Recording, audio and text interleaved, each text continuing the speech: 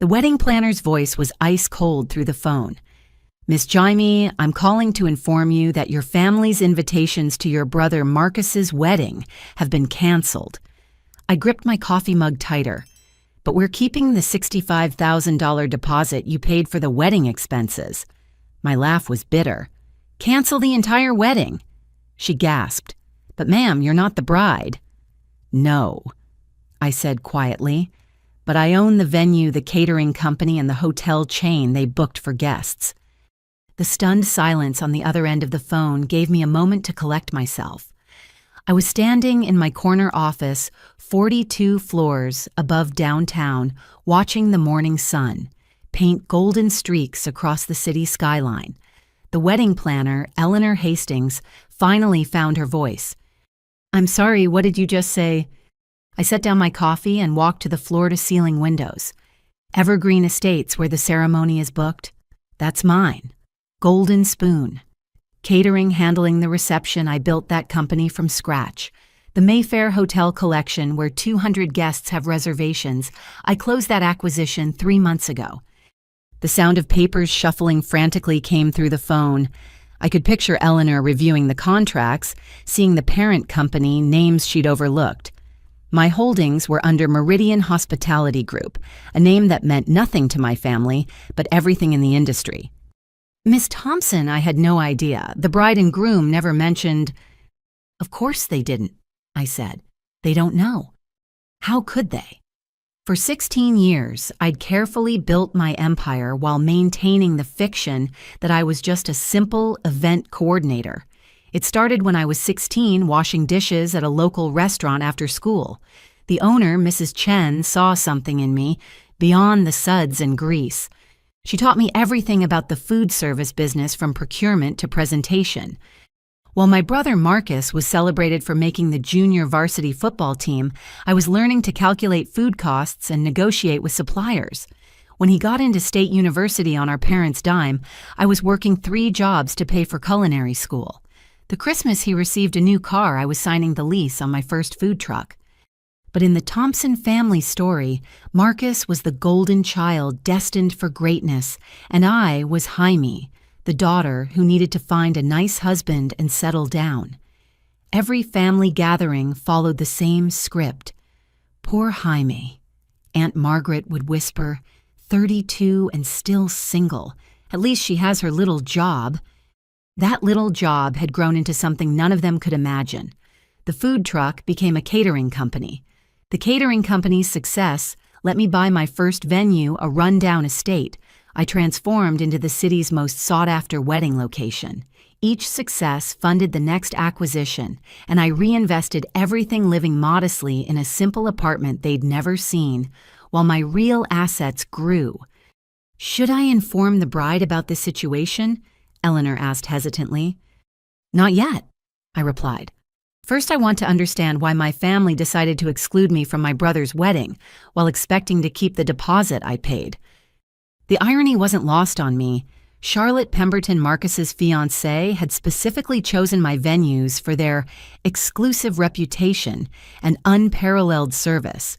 She'd spent hours touring Evergreen Estates, gushing over the restored Victorian architecture and manicured gardens.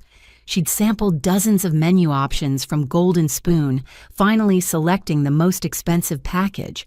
She'd insisted on booking the entire east wing of the Mayfair for her out-of-town guests, all while having no idea she was benefiting from the empire built by the future sister-in-law she found so distasteful. I pulled up the wedding file on my computer.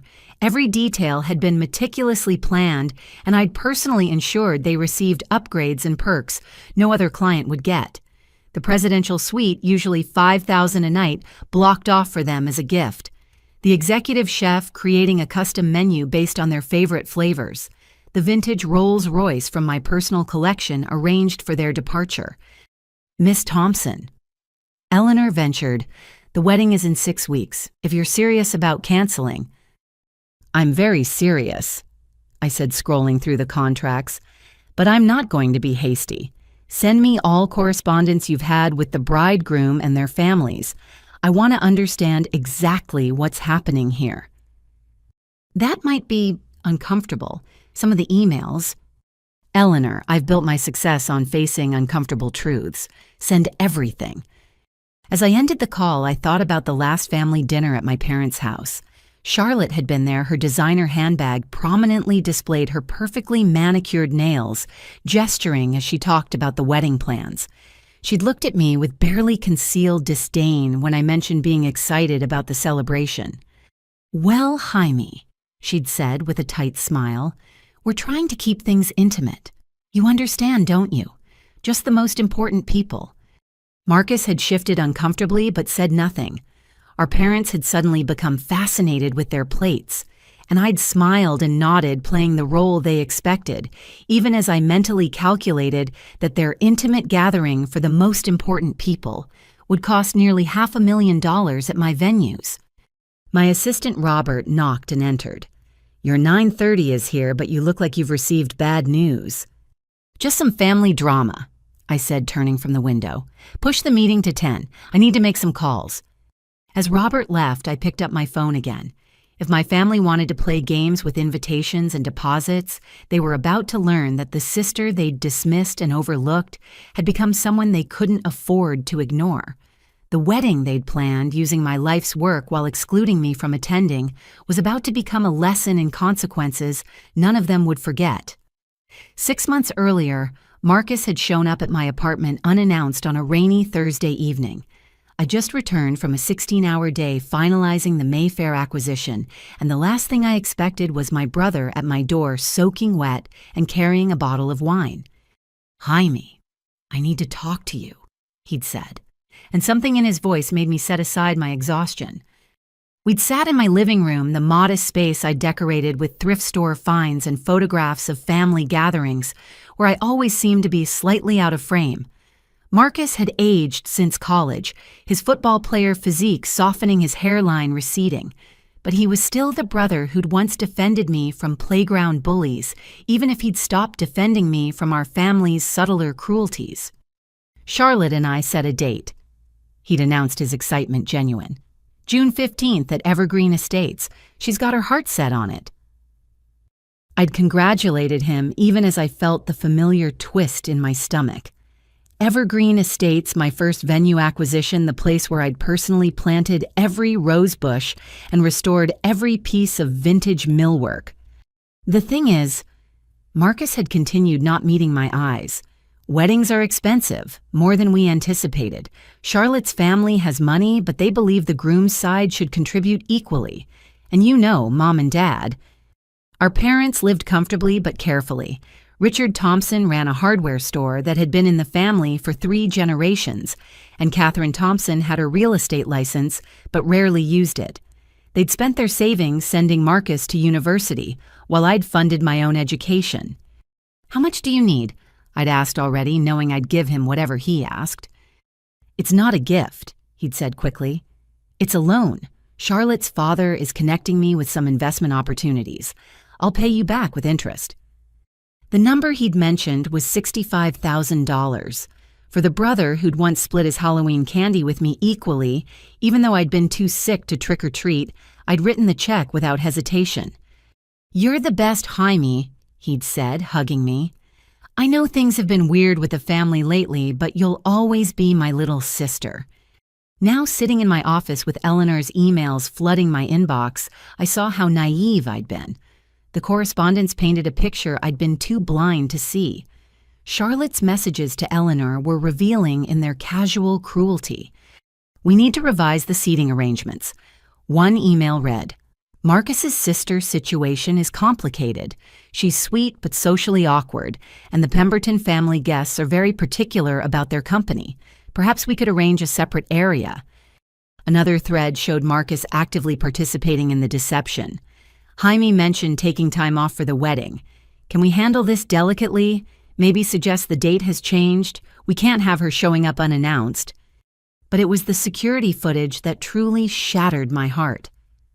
Robert had pulled the files at my request, showing Marcus and Charlotte meeting with our parents at the Mayfair's private dining room. I had surveillance access to all my properties, something I'd never needed to use until now. The timestamp showed 3 weeks ago. They'd reserved the room under Charlotte's name, not realizing the hotel's security system would capture everything. I watched my family conspire against me in high definition. The Pembertons are very image-conscious, Charlotte was saying, her voice clear through the audio. Having an unmarried working-class relative at the main table would raise questions. Jaime's not working class, my mother had protested weakly. She has a good job.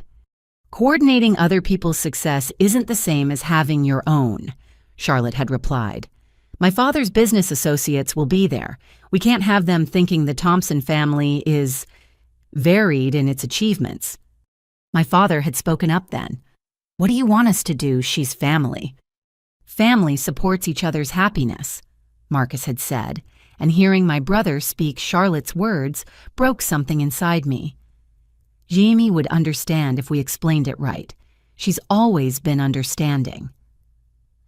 They'd spent the next hour crafting their plan. They would tell me the wedding was postponed, then claim a last-minute date change made it impossible to include me. Charlotte suggested creating a special dinner afterwards where I could celebrate privately. The cruelty was in the details, the way they discussed managing me like I was a problem to be solved. We'll tell her the Pembertons have a family emergency that weekend, Catherine had suggested. Something that makes it impossible for extra guests. She's not an extra guest, I whispered to my empty office, watching my mother nod along. I'm your daughter. But the surveillance revealed more than just the invitation plot. In subsequent meetings, they'd discussed my financial contribution. Charlotte had done research showing Marcus printouts of what wedding services typically cost. Your sister was surprisingly generous, she'd said in one recording. 65,000 covers almost everything, though I wonder where she got that kind of money. You don't think she's in debt, do you? Jaime's always been good with money, Marcus had replied. She lives simply saves everything. Well, it works out perfectly, Charlotte had smiled. Her contribution means we can upgrade the honeymoon to Bora Bora. The Pembertons will be impressed. They'd laughed then, clinking champagne glasses in my hotel, toasting with champagne from my cellar, planning to use my money for a honeymoon I'd never know about because I wouldn't even be at the wedding. I paused the footage and walked to my window again. The city spread below me, thousands of lights beginning to twinkle in the approaching dusk. Somewhere down there, my brother was probably with Charlotte, maybe selecting wedding bands or attending another tasting at one of my competitors' venues. Did he ever feel guilty? Did he remember the sister who'd slipped him $20 bills in college when he was broke, who'd driven 6 hours to bring him soup when he had the flu his sophomore year? My phone rang. Eleanor again. Miss Thompson, I've sent everything as requested, but I feel I should inform you that Charlotte Pemberton has been very specific about the arrangements. She's what we call a challenging client. How so? She's had my staff in tears multiple times. She demands perfection but changes her mind constantly. Last week, she insisted we redo all the invitations because the font wasn't aristocratic enough. She's also been inquiring about your property's ownership structure. She asked several times about potential buyout opportunities. A chill ran down my spine. She asked about buying my venues. Not directly, but she mentioned that her father's investment firm might be interested in properties with potential. She wanted to know if the owners ever considered selling. I thanked Eleanor and ended the call, my mind racing. This wasn't just about excluding me from a wedding. Charlotte's interest in my properties combined with their plan to marginalize me suggested something more calculated. Did she know more than she let on? Was excluding me from the wedding just the first step in a larger plan? I called Robert back in. I need you to run a comprehensive background check on Charlotte Pemberton and her family. Financial records, business dealings, previous relationships, everything. Is this about the wedding situation? It's about protecting what I've built, I said, and finding out exactly what my brother has gotten himself into. As Robert left to begin his research, I opened my laptop and began my own investigation. The betrayal stung, but the businesswoman in me recognized a threat when I saw one. My brother might have forgotten the sister who'd always protected him, but I hadn't forgotten the skills that built my empire. If Charlotte Pemberton thought she could use my family against me while plotting to acquire my life's work, she was about to learn why I'd succeeded in an industry that crushed the weak. The game had begun, and they didn't even know they were playing. The summons came 3 days later in the form of my mother's cheerful voicemail. "Hi, me sweetheart, we're having family dinner on Sunday, 2 o'clock sharp. Don't be late, we have something special planned." I knew what was coming. The security footage from their planning sessions had shown them scheduling this exact meeting. They'd rehearsed their lines, assigned roles, even discussed where everyone should sit for maximum emotional manipulation. What they didn't know was that I'd be walking in, fully prepared for their performance. Sunday arrived gray and drizzling, matching my mood as I drove to my parents' colonial in Westchester. The house looked exactly as it had throughout my childhood. White siding with green shutters, my mother's prized roses blooming despite the weather. Marcus's new BMW was already in the driveway alongside Charlotte's white Mercedes. I parked my 10-year-old Honda Civic beside them, maintaining my cover even now. Catherine met me at the door, her smile too bright, her hug lasting a second too long. "Jaime, darling, you look tired. Are you taking care of yourself?" "Just busy with work, Mom." "Well, you work too hard. Come in, everyone's waiting." The living room scene was staged perfectly. Marcus and Charlotte sat together on the love seat, fingers intertwined. My father occupied his usual recliner, studying his hands. They'd even included Aunt Margaret and Uncle Paul as witnesses, presumably to add gravity to their announcement. Jaime, Charlotte stood air-kissing my cheeks. Her perfume was expensive, her dress designer, her smile practiced. "You look wonderful. Is that a new outfit?" I was wearing the same blazer I'd worn to every family gathering for 3 years. "Thanks. You look lovely as always." "Oh, this old thing." She smoothed down her dress, which probably cost more than most people's monthly rent. "Marcus spoils me terribly." We sat, and I noticed the coffee table held my mother's best china, the set reserved for major announcements, births, deaths, and apparently family betrayals. So, Catherine began settling beside my father. "We wanted to talk to you about the wedding." I sipped my tea, playing my part. "June 15th, right? I've already requested the time off." The discomfort in the room was palpable. Marcus cleared his throat, the same tell he'd had since childhood, when lying about who broke Mom's favorite vase. "Actually, that's what we need to discuss," he said. "There have been some changes." "Oh." Charlotte took over, her voice dripping with false concern. "My family has certain expectations, Jamie. You understand, don't you? The Pembertons move in very specific circles." "I'm not sure I do understand," I said mildly. "Could you explain?" She glanced at Marcus, who nodded encouragingly. They'd clearly decided she should deliver the blow, probably thinking I'd accept it more readily from a non-family member. "Well, it's about image," Charlotte continued. "The wedding guests will include senators, CEOs, international investors, people who might not relate to everyone equally." "Are you saying I can't relate to successful people?" "Of course not," Catherine interjected. "It's just that, well, you're at a different life stage than Marcus and Charlotte." "A different life stage," I repeated, "because I'm not married. It's more than that." Richard finally spoke, still not meeting my eyes. "The Pembertons have concerns about how our family presents itself. Charlotte's father has offered Marcus a position in his firm, but image matters in that world." "And I'm bad for your image." "Not bad," Marcus said quickly, "just different. You live alone, work in service, haven't really achieved the markers of success that their circle values."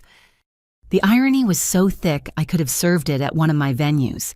Here they sat in a house with a 30-year-old kitchen and furniture from the previous decade, telling me about success markers while planning their wedding at my properties.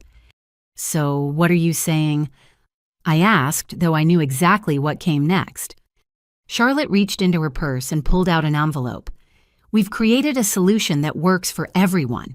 A separate celebration just for you. A private dinner the week after the wedding, where you can share in our joy without the pressure of the main event." You're uninviting me from my brother's wedding. Reprioritizing, Charlotte corrected. Think of it as a gift. You won't have to worry about what to wear, who to bring, making small talk with people outside your comfort zone. That's very thoughtful, I said dryly. Margaret shifted uncomfortably. Jaime, dear, sometimes we have to make sacrifices for family happiness. Interesting perspective, Aunt Margaret. What sacrifices are Marcus and Charlotte making? Don't be difficult, Catherine said sharply. This is hard for everyone. Is it? I looked around the room. Everyone seems quite comfortable except me. That's exactly the attitude we're concerned about, Charlotte said. This defensiveness, this inability to see the bigger picture. My family would find it off-putting. I set down my teacup carefully. Tell me about this bigger picture. Marcus leaned forward using what he probably thought was his persuasive voice. Charlotte's father, James Pemberton. He's huge in private equity. This marriage opens doors for our entire family. The connections, the opportunities. It could change everything. For you, I noted, how does it change things for me?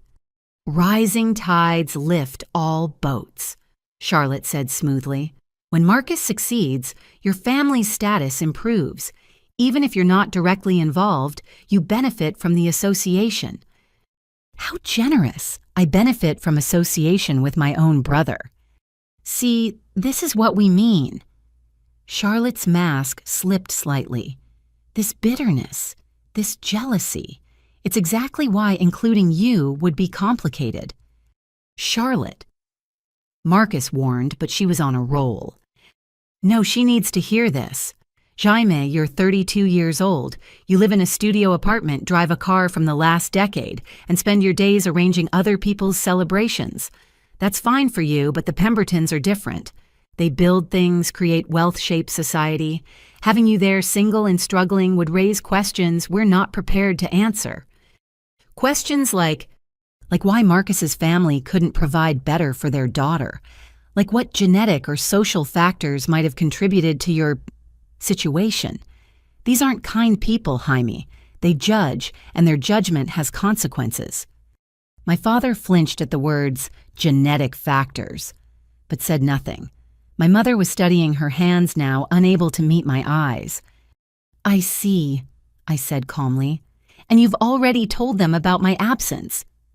We had to give them a reason, Marcus admitted. We said you were in Europe. Europe. Studying art, Catherine added helpfully. We told them you're a talented artist who's finding herself abroad. How creative. And I suppose you have proof of this European art journey. Charlotte smiled triumphantly. Actually, we do. She pulled out her phone, showing me an Instagram account. We created this for you. See artistic shots of European landmarks, deep quotes about finding yourself. The Pembertons were actually impressed. They think it's bohemian and charming in a distant relative sort of way. I scrolled through the fake life they'd created for me. Pictures stolen from travel blogs, quotes from philosophy websites, a carefully curated fiction of the daughter they wished they had instead of the one sitting in their living room. You made me an entire fake identity. We made you interesting, Charlotte corrected. You should thank us. This version of you is invited to the wedding, even if just in spirit. How long have you been planning this? Since we got engaged, Marcus said at the same time Charlotte said, since I met you. They looked at each other, and in that moment, I saw the first crack in their united front. Which is it? I asked. When you got engaged 8 months ago, or when Charlotte met me over a year ago? Does it matter? Charlotte snapped. The point is, this is what's best for everyone. You avoid an uncomfortable situation, we maintain the image necessary for our future success. And the $65,000 I contributed, the room went silent. Charlotte's eyes narrowed. What contribution? I didn't mention that, I asked Marcus innocently. I lent Marcus $65,000 for your wedding.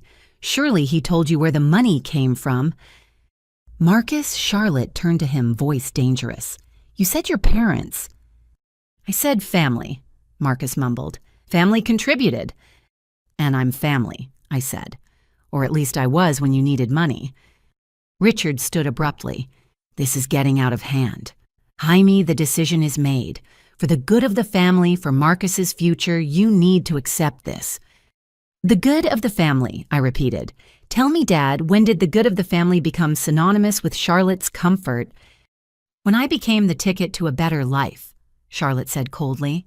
Something you'd understand if you'd ever dated anyone worth keeping. The cruelty was so casual, so precisely aimed, that even Margaret gasped. But I'd watched them rehearse worse things on the security footage. You're right, I said, standing. I should understand my place.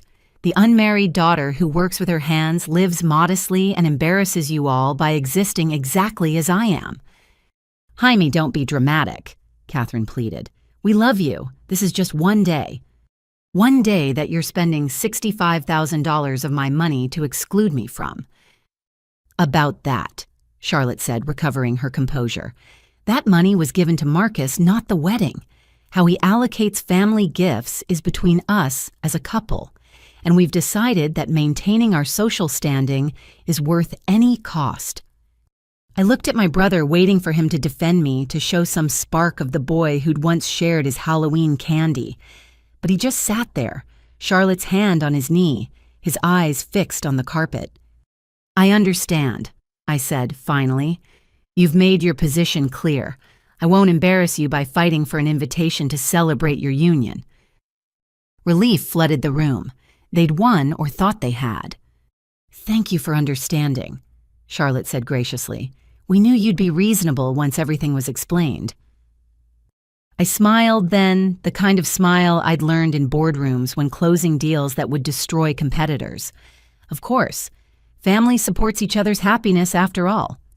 As I drove away from my parents' house, leaving them to toast their successful manipulation, I thought about the calls I'd be making Monday morning. They wanted to exclude me from the wedding at my own venues paid for with my money, while creating elaborate lies about who I was. Fine. They were about to learn that the fictional European artist they'd invented was far less dangerous than the real woman they'd dismissed. The family meeting from hell was over, but their real education was about to begin. Robert's research proved more illuminating than I'd anticipated. By Monday afternoon, my desk was covered with reports that painted a disturbing picture of Charlotte Pemberton and her family's operations. What emerged wasn't just social climbing or snobbery, but something far more calculated. The Pembertons are hemorrhaging money. Robert explained, adjusting his glasses as he walked me through the financials. James Pemberton's private equity firm looks successful on paper, but they're leveraged beyond belief. They've been acquiring distressed assets with borrowed capital, hoping for quick flips that haven't materialized. How bad? They need a major win in the next quarter or they'll lose everything. Their lifestyle, the houses, the social standing, all of it is built on credit and reputation. I studied the documents. The Pemberton Family Trust owned multiple properties, but each was mortgaged to the maximum. Their investment accounts showed a pattern of increasingly desperate trades. They were wealthy in appearance, only a house of cards waiting for the slightest breeze. There's more, Robert continued. I had our IT security team do a deep dive on Charlotte's digital footprint. She's been researching your company extensively, but not through the public-facing websites. She's been using back channels, industry databases, even hired a private investigator. When did this start? 6 months before she met Marcus. Boss, I don't think your brother was a random romantic encounter. The timeline suggests Charlotte targeted him specifically after learning about your connection. My blood chilled. She knew who I was before they even met. Look at this. Robert pulled up a screenshot from a hospitality industry forum. 3 months before meeting Marcus, someone using an IP address traced to Charlotte's apartment asked detailed questions about Meridian Hospitality Group's ownership structure. When no one provided specifics, the same user asked about family connections to various event planning businesses in the city. The pieces clicked into place. Charlotte hadn't fallen for my brother and then discovered his embarrassing sister. She'd researched me, first identified Marcus as my weakness, and pursued him strategically. But how did she know about my connection to the company I've been so careful? Robert smiled grimly. You were, but you made one mistake. Remember the Hartley Foundation Gala 2 years ago? You accepted their Entrepreneur of the Year award. I remembered. It had been a small ceremony industry, insiders only. I'd accepted the award on behalf of Meridian Hospitality Group, never mentioning my last name. Charlotte's cousin was at that gala, Robert explained. Penelope Ashford, the lifestyle blogger. She wrote a brief post about inspiring women in hospitality. She didn't use your full name, but she mentioned that the winner was a young woman who started as a dishwasher and built an empire while supporting her family. She called you an invisible guardian angel to those she loves. Charlotte connected the dots. More than that, look at this email chain. The emails were between Charlotte and someone named Victoria Lang, dated 8 months ago. Charlotte. Confirmed. Jaime Thompson owns everything through Meridian. Brother is Marcus' parents are Richard and Catherine. Classic old money-poor scenario. They have no idea what she's worth. Victoria, perfect. How's the approach? Charlotte. Meeting Marcus tomorrow at his gym. Did my research. He's vain and insecure about his fading glory days, desperate to prove himself. Should be easy. Victoria and the sister. Charlotte. Textbook imposter syndrome. Hides her success, probably feels guilty about surpassing her family. We can use that. Make her feel excluded, unworthy. She'll hand over whatever we need to keep the peace. Victoria, brilliant. The venues alone are worth $40 million. If you can get her to sell cheap to help her brother. Charlotte, please. By the time I'm done, she'll be begging to sell just to stay in the family's good graces. These types always choose family approval over business sense. I had to set the papers down, my hands shaking with rage. Every moment, every interaction had been a lie. Charlotte hadn't just manipulated Marcus, she'd performed a character analysis on our entire family and crafted her approach accordingly. Who's Victoria Lang? I asked. Charlotte's business partner. They run a consulting firm that specializes in distressed asset acquisition. Their model is to identify family-owned businesses where succession planning is weak or family dynamics are complicated. They insert themselves through marriage or partnership, create discord, then acquire the assets during the chaos. This is what they do. This is their business model. It's worked 3 times before. A hotel chain in Miami, a restaurant group in Boston, an entertainment complex in Dallas. Each time Charlotte or Victoria married into the family, created conflict between siblings or generations, and emerged with controlling interest in the business. I pulled up Charlotte's social media, seeing her history with new eyes. The photos from Miami 3 years ago, Boston 2 years ago, Dallas last year, different men on her arm at each location, all from prominent business families. How many brothers had she turned against sisters? How many families had she destroyed for profit? The Dallas situation was particularly cruel, Robert noted. She married the eldest son, convinced him his younger brother was embezzling, got them to dissolve the partnership. The family business collapsed. She divorced him, and Victoria's firm bought the assets for pennies on the dollar.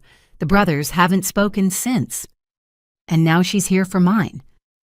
The wedding venue, the catering company, the hotel chain together, they're worth at least $40 million, possibly more with your recent expansions. For the Pembertons, acquiring even one would solve their financial crisis. I stood and paced to the window, processing this information. Below, the city hummed with life, unaware of the predator in its midst. Charlotte hadn't just insulted me or excluded me. She'd marked me as prey. My family, my brother, they were just tools in her acquisition strategy. There's something else, Robert said hesitantly. The security footage you had me review, I found something odd. Charlotte's been meeting with someone at your properties when she thinks no one's watching. He pulled up the footage on his tablet. There was Charlotte at the Mayfair Hotel, but not in the public spaces. She was in the service corridors, the back offices areas guests wouldn't normally access.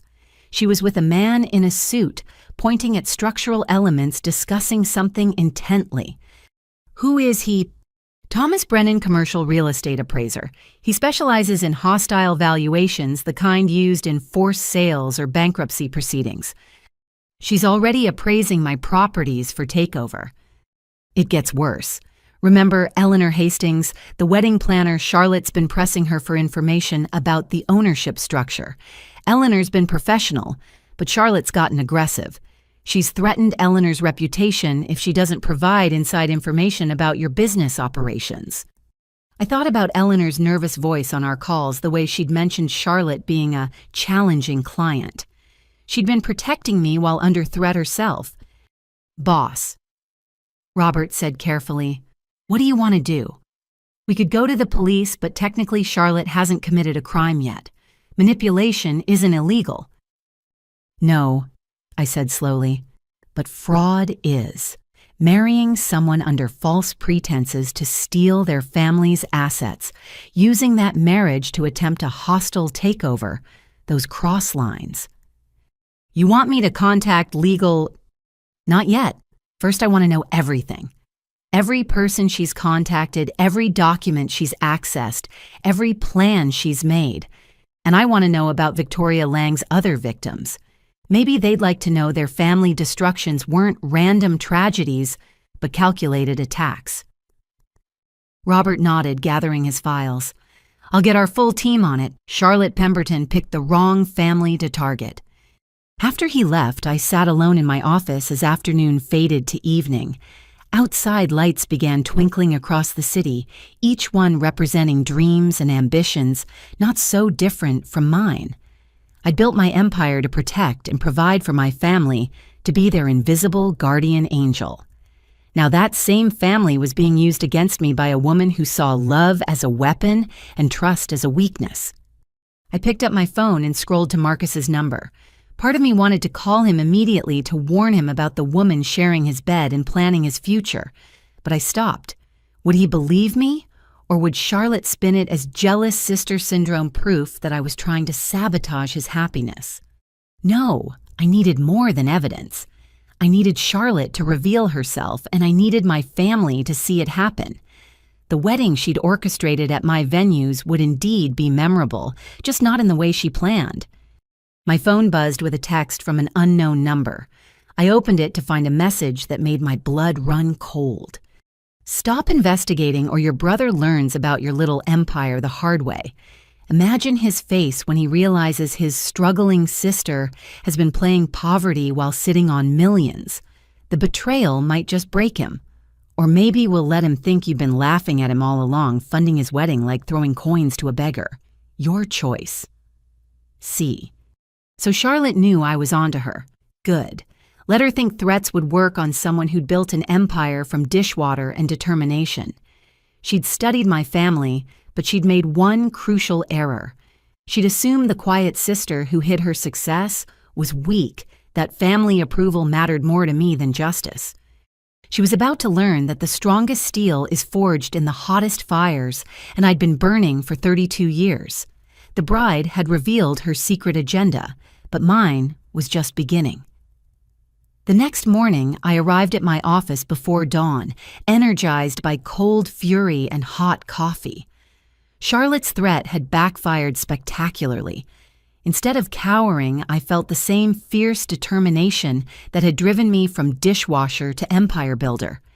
If she wanted to play corporate warfare, she'd chosen the wrong opponent. My first call was to Eleanor Hastings. "Eleanor, this is Jaime Thompson.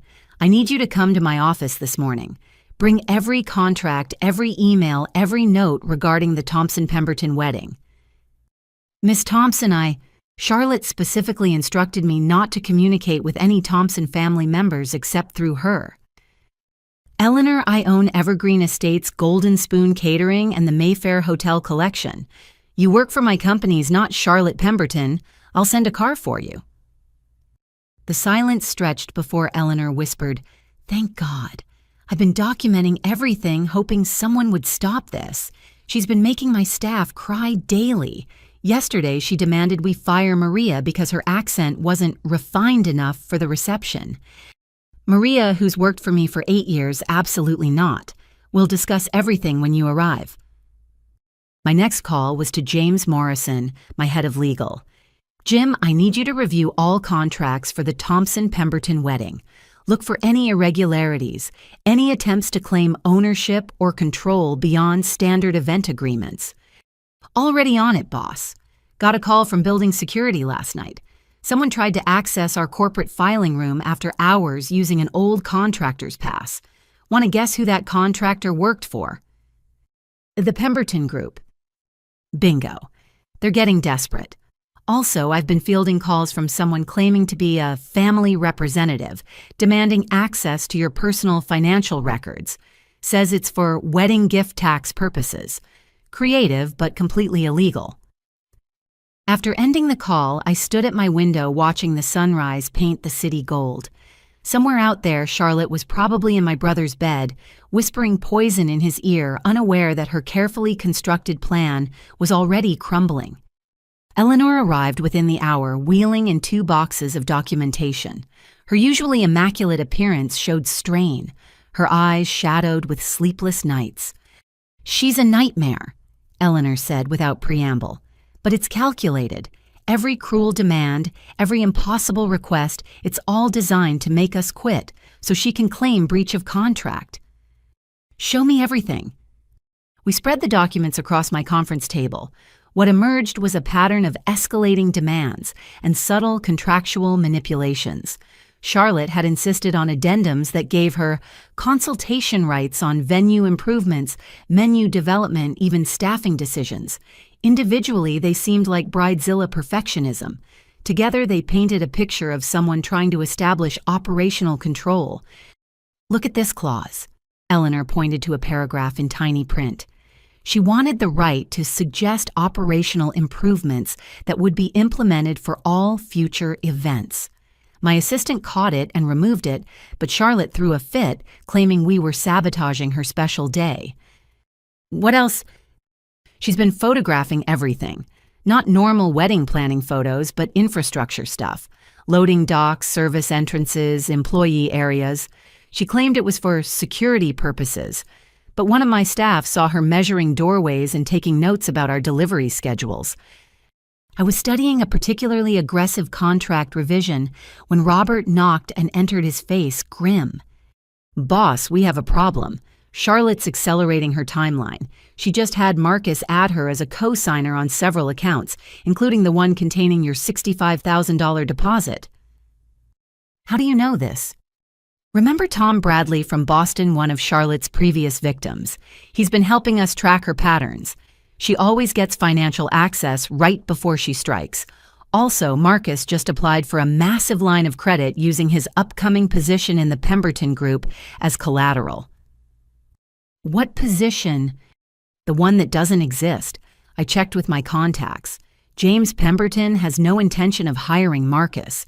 It's all smoke and mirrors to get him financially vulnerable." Eleanor gasped.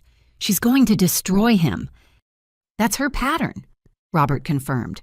"Romance them, isolate them from family, get them into debt, then abandon them when the family assets are secured. The men she targets never recover financially or emotionally." My phone rang.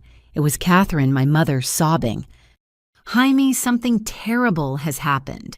Charlotte says you're trying to destroy the wedding. She has emails showing you're canceling their contracts out of spite. Marcus is devastated. How could you do this?" "Mom, I haven't canceled anything. I'm reviewing contracts, which is my right as the owner." "Owner? What are you talking about?" "Jaime, stop lying. Charlotte showed us proof that you've been pretending to be some big businesswoman, probably to impress us. It's embarrassing enough without you making up stories." The line went dead. Charlotte had anticipated my moves and struck first, painting me as a delusional sister, creating fantasies about owning wedding venues. Clever, but she'd revealed her hand too early. "Eleanor," I said calmly, though rage burned in my chest, "I want you to send an official memo to all staff at all 3 venues. Charlotte Pemberton and any associates are now on the watch list. They're not to access any areas beyond public spaces without direct supervision. If they resist, security should escort them out." "With pleasure. Should I inform them about the wedding status?" "The wedding remains scheduled for now, but implement Protocol 7 for all their events." Eleanor smiled for the first time. Protocol 7 was our highest level of documentation, recording every interaction, every request, every movement. It was usually reserved for events with political figures or contentious divorces. Every second of Charlotte's presence would be recorded and archived. My phone buzzed with rapid-fire texts from Marcus. "How dare you? Charlotte warned me you might get jealous, but this is sick. Claiming you own Evergreen Estates, really? Stay away from my wedding and my fiancé. You need help, Jaime, professional help." I didn't respond. Let him vent. The truth would hit harder when he couldn't claim I'd manipulated him into seeing it. "Boss," Robert interrupted, "you need to see this. Charlotte just posted on Instagram." The post was a masterpiece of manipulation. A photo of her crying makeup artfully smudged with a long caption about dealing with family members who can't handle others' happiness and the pain of watching mental illness destroy someone you're trying to welcome into your family. The comments were already flooding in with support for the brave bride dealing with her unstable future sister-in-law. "She's establishing a narrative," I said. "Poor Charlotte, victim of the jealous spinster sister." "What do? We give her exactly what she wants, complete access to plan her perfect wedding at my venues. Every request granted, every demand met, and we document every second of it." Eleanor looked confused. "But won't that help her?" "She thinks I'll react. Emotionally, cancel everything, prove her right about the bitter sister. Instead, I'll be the perfect vendor. Professional, accommodating, invisible. She'll get overconfident, push harder, reveal more of her true nature. And then we let her hang herself with her own rope. Robert, I want you to contact Tom Bradley and the other victims. Invite them to be my personal guests at the wedding. Tell them they'll get to witness Charlotte's final performance." "You're inviting her exes to the wedding." "I'm inviting fellow survivors to watch justice being served. Also contact the 3 wedding magazines that cover society events. Tell them the Pemberton-Thompson wedding will be the most talked about event of the season. Guarantee them exclusive access." As my team scattered to implement our counterattack, I remained at my window. Charlotte thought she was directing this drama, but she'd forgotten one crucial detail: the stage she'd chosen for her performance.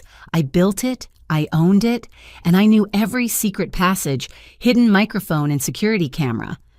She wanted to exclude me from my brother's wedding while stealing my life's work. Fine.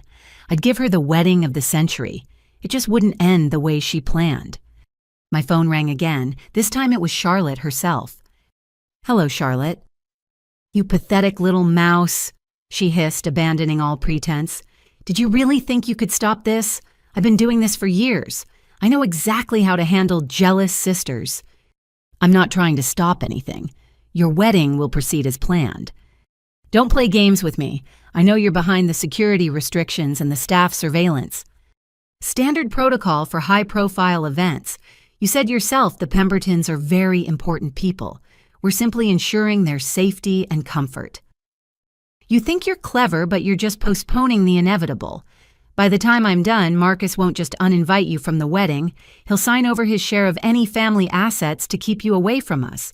And when I own those venues you're pretending are yours, I'll ban you from ever setting foot in them again." "Is that all? You're not even going to deny it? Not going to cry and beg for your brother's love? Why would I? You seem to have everything figured out. I'll see you at the next planning meeting. Eleanor tells me you want to review the catering menu again." Yes, Tuesday at 2. And Jaime, come alone and broken or don't come at all." She hung up, probably frustrated by my calm response. Let her stew. The bride who specialized in destroying families was about to learn what happened when you attacked someone who'd spent their entire life protecting theirs. The unraveling had begun, but it wasn't my composure coming apart. It was Charlotte's carefully woven web of lies, and I held every thread. Family wars are never contained to the primary combatants. Like wildfire, they spread through phone trees and Sunday dinners, forcing everyone to choose sides.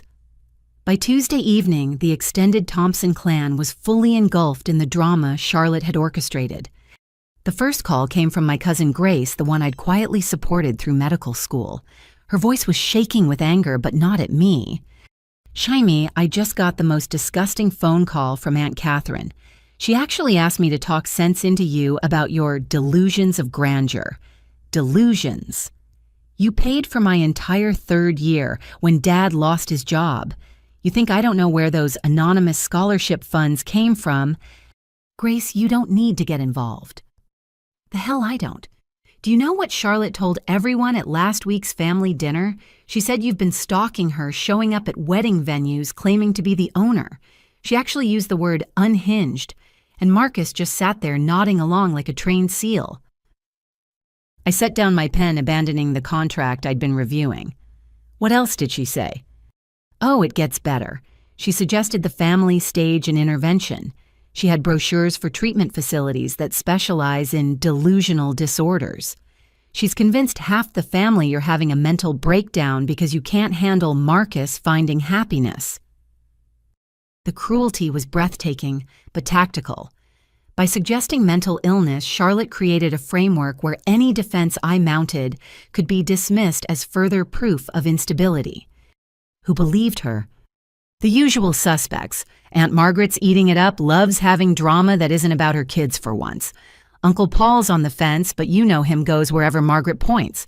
But Jamie, cousin Michael, called bullshit immediately. Michael, the accountant who'd noticed discrepancies in our grandfather's estate years ago. Discrepancies I'd quietly resolved without fanfare. He said Charlotte's story didn't add up. Grace continued. Why would someone having delusions be so specific? Why venues, catering, and hotels? He asked Marcus for details about the wedding planning. And you know what? Marcus couldn't answer basic questions about his own wedding. Didn't know the venue capacity, the menu selections, nothing. Charlotte handles everything he said. Of course she does. So Michael did some digging. Public records, Shamey. He found the connection between you and Meridian Hospitality Group. He hasn't told anyone else yet, wanted to talk to you first. My phone buzzed with another call. Michael himself. Gracie filling you in? He asked, without preamble when I switched over. Good. Listen, I've been looking into the Pembertons. That family is broke, Jaime. Completely leveraged. But here's the interesting part. There's a pattern of settlements in their financial history. Quiet payoffs from families in Miami, Boston, Dallas. Want to guess the common denominator? Charlotte's ex-husbands. Bingo. These families paid to make her go away. But here's what Grace doesn't know yet. I found something else. Victoria Lang Charlotte's business partner. She's her sister. They're running a con game, Jaime. Has been for years. My blood chilled. Sisters working together to destroy other siblings. The irony was razor sharp. I need you to document everything you found, I said. But Michael, be careful. They're dangerous when cornered. Already ahead of you. Made copies of everything stored in multiple locations. Question is, what do you want me to do with it? Nothing yet. Let them think they're winning, but be ready. After ending the call, I found 17 missed calls from various family members. The battle lines were being drawn. I called Grace back. I need you to do something for me, I said. Remember my friend Tom Bradley from Boston? He's going to reach out to you. Listen to his story. Then decide if you want to share it with the family. Who is he? Someone who survived what Charlotte's trying to do to Marcus. The next morning, I arrived at Evergreen Estates for the catering review Charlotte had demanded. She was already there holding court in the tasting room with 6 family members she'd recruited as flying monkeys. Aunt Margaret, Uncle Paul, Catherine's sister, Linda, and 3 cousins who'd always resented my quiet success. Jaime. Charlotte smiled poisonously. So glad you could join us. I was just explaining to your family how concerning your behavior has become.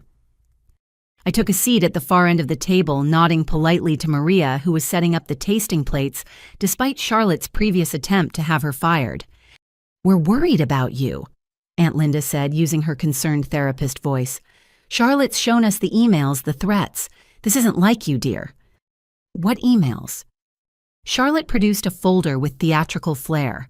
Inside were printed emails supposedly from me, filled with rambling threats and bizarre claims. The forgeries were good but not perfect. Wrong email address language. I'd never used technical details about the venues that were slightly off. "I didn't write these," I said simply. "Of course you'd say that," Margaret chimed in. "Denial is the first stage. Charlotte, you're so patient to continue planning despite this harassment." "Family is family," Charlotte said sweetly. "I just want Jaime to get the help she needs." Maria began serving the tasting courses. Charlotte had demanded 13 different menu options, each more elaborate than the last. The costs were astronomical, all covered by my $65,000 loan to Marcus. "This salmon is overcooked," Charlotte announced, though it was perfect. "And the sauce tastes cheap. Are you sure this is the premium option?" Maria's face remained neutral, but I saw her hands tighten. This woman had cooked for senators and celebrities, earning rave reviews. Charlotte's criticism was purely performative, establishing dominance. "Perhaps we should consider outside catering," Charlotte mused. "I know the owner here claims to maintain standards, but clearly that's slipping." "You've met the owner?" I asked innocently. Charlotte's eyes flashed. "Not personally. She's apparently too important to meet with clients directly. Typical nouveau riche behavior, wouldn't you say, Linda?" Before Linda could respond, the door opened. Grace entered, followed by someone I hadn't expected. Our grandmother's sister, Great Aunt Helen. The family matriarch everyone forgot still owned 15% of the family hardware store. "Helen."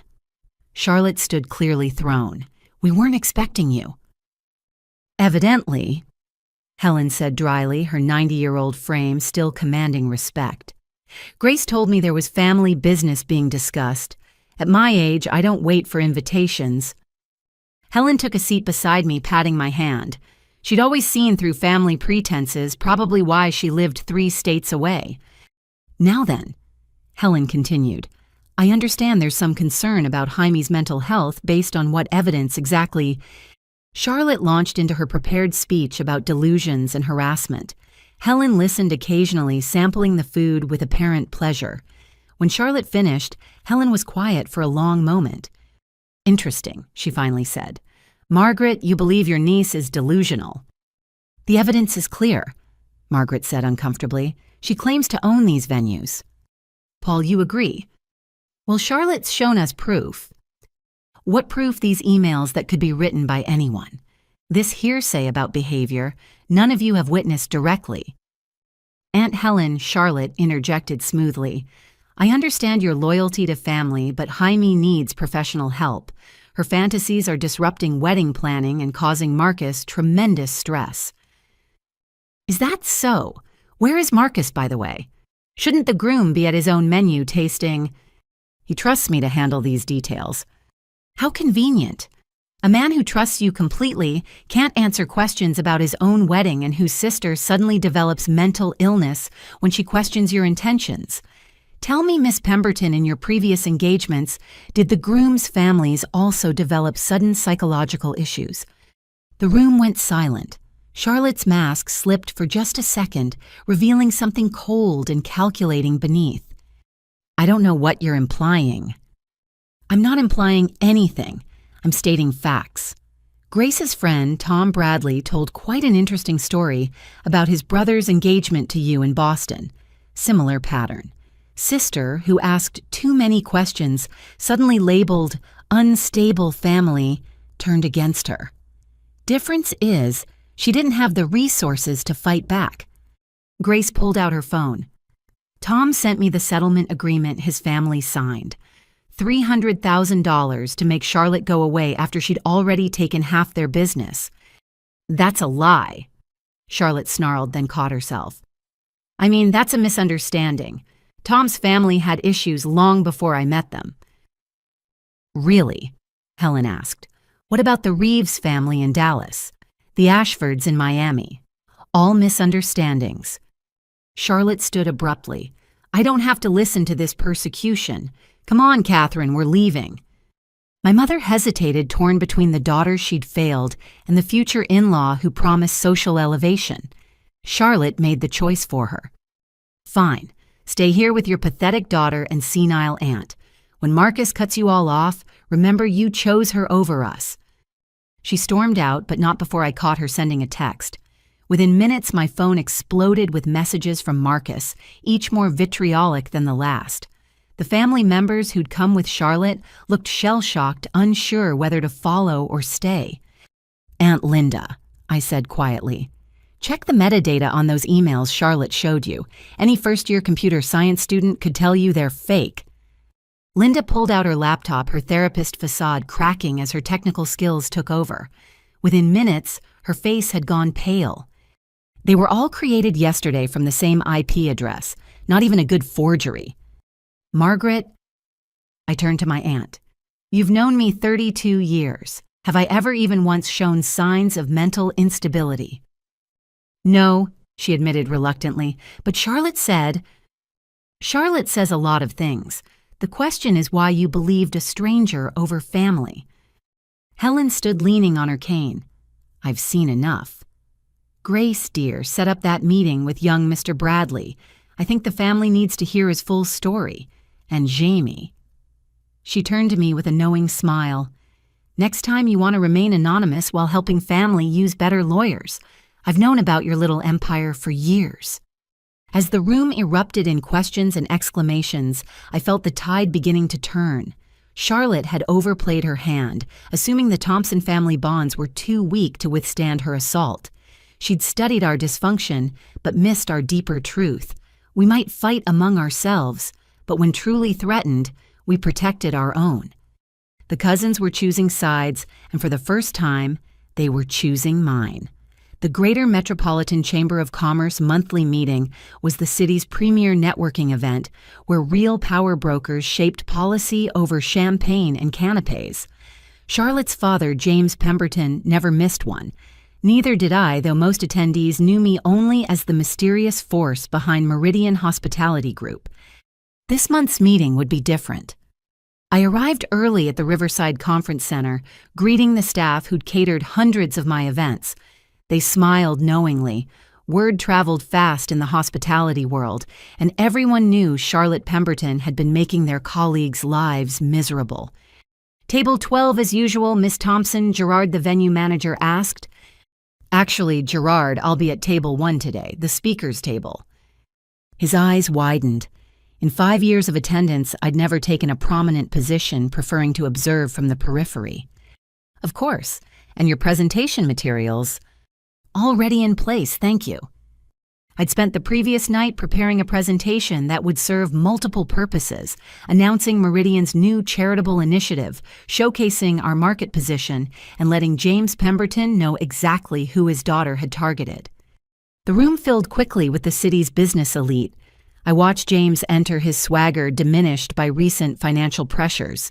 He still projected wealth, but those of us who could read the signs saw the strain in his tailored suits, slightly outdated cut the way he nursed a single drink instead of buying rounds. Jaime Thompson. I turned to find David Chen, CEO of Chen International Hotels, my biggest competitor and occasional collaborator. "David, good to see you." "Is it true?" he asked without preamble. "Charlotte Pemberton is trying to force a hostile takeover of Meridian." "Where did you hear that?" "She approached my acquisitions team last week, wanted to know if we'd be interested in a distressed asset opportunity involving premier wedding venues. Claimed the owner was having personal problems that would force a quick sale." "What did you tell her?" "That I don't do business with vultures. Also that anyone who thinks Meridian Hospitality would be an easy target doesn't understand the market. Or you." "I appreciate that, David." "Don't thank me yet. She's shopping your properties to everyone. The Blackstone Group, Hilton, even some offshore investors. She's poisoning the well Jaime, making people think you're unstable, that Meridian is vulnerable." As if on cue, Charlotte entered on Marcus's arm. She dressed for impact in a designer suit that screamed new money, dragging my brother through her power play. Marcus looked uncomfortable, tugging at his tie, clearly out of his element among actual business leaders. Our eyes met across the room. Charlotte smiled triumphantly, no doubt thinking she'd scored points by appearing at my professional sanctuary. She had no idea she'd walked into my trap. "Ladies and gentlemen, if we could take our seats," the chamber president announced. "We have a special presentation today from one of our most successful yet private members." I made my way to the podium as the lights dimmed. Behind me, the screen displayed the Meridian Hospitality Group logo. "Good evening. I'm Jaime Thompson, founder and CEO of Meridian Hospitality Group." The reaction was immediate. Murmurs rippled through the crowd as people connected the woman they'd seen quietly networking for years with the company that had revolutionized the city's hospitality industry. At table 3, James Pemberton's face went through a spectacular journey from confusion to recognition to horror. "Today I want to announce the Meridian Foundation, a new initiative designed to protect family-owned businesses from predatory practices." I clicked to the first slide showing statistics about family business failures. 70% of family businesses fail during transition to the second generation. But here's what the statistics don't capture: how many of those failures are orchestrated by outside parties who specifically target family divisions for profit. Another click. The screen showed anonymized case studies from Miami, Boston, and Dallas. Without naming Charlotte, I laid out the pattern. Mysterious romantic partner appears, family conflicts, escalate, business assets get transferred under duress, family is left destroyed while predators profit. The Meridian Foundation will provide legal resources, counseling, and strategic support to families facing these sophisticated attacks. We'll also create a database tracking known predatory actors, sharing information to protect vulnerable businesses. I caught Charlotte's expression. Her poise had cracked, replaced by barely controlled rage. Beside her, Marcus looked confused, still not connecting the dots. "Some might wonder why this matters to me personally," I continued. "The truth is, family businesses are built on trust, and when that trust is weaponized against them, entire communities suffer. The hardware store that's been serving neighbors for 3 generations, the restaurant where families celebrate milestones, the venues where memories are made. These aren't just assets on a balance sheet. They're the heartbeat of our communities." The presentation continued with financial projections and partnership opportunities. But my real audience was at table 3, where James Pemberton was having an animated, whispered conversation with his daughter. Charlotte kept shaking her head, but her father's expression grew darker with each denial. In closing, I said, "I want to address something personal. My brother Marcus is getting married next month. His wedding will be held at Evergreen Estates, catered by Golden Spoon, with guests staying at the Mayfair Hotel. Some have questioned how a simple event coordinator's sister could afford such luxury venues." I clicked to the final slide, a photo montage showing my journey from dishwasher to CEO, including pictures of me working in kitchens, signing property deeds, and shaking hands with industry leaders. The answer is simple. I built them. Every garden path at Evergreen, every signature dish at Golden Spoon, every luxury suite at the Mayfair exists because I believe that celebrating life's moments should be extraordinary. And despite recent complications, I remain committed to making my brother's wedding everything he dreamed of. The applause was thunderous. As I returned to my seat, business leaders approached with congratulations and partnership proposals. But I watched Charlotte excuse herself, practically dragging Marcus toward the exit. David Chen intercepted them at the door, his voice carrying. "Ms. Pemberton, I wanted to discuss your inquiry about distressed hospitality assets. I assume that's no longer relevant given tonight's presentation." Charlotte's reply was inaudible, but her body language screamed defeat. Marcus looked between them, confusion giving way to suspicion. Masterfully done. Helen Kravitz, the city's most powerful commercial banker, murmured beside me, "Though I suspect the fireworks are just beginning." She was right. My phone buzzed with texts from Robert. Charlotte's leaving angry voicemails for her contacts. James Pemberton just called his lawyer. Marcus is in the parking lot on the phone with Grace. Charlotte's sister Victoria just booked a flight to town. Indeed, I replied to Helen. But now it's in the open.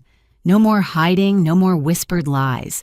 If Charlotte wants my family's business, she'll have to take it in full view of everyone who matters. And your brother. I watched through the window as Marcus sat in his car, head in his hands, while Charlotte gestured wildly beside him. He's about to learn the difference between real love and a business acquisition.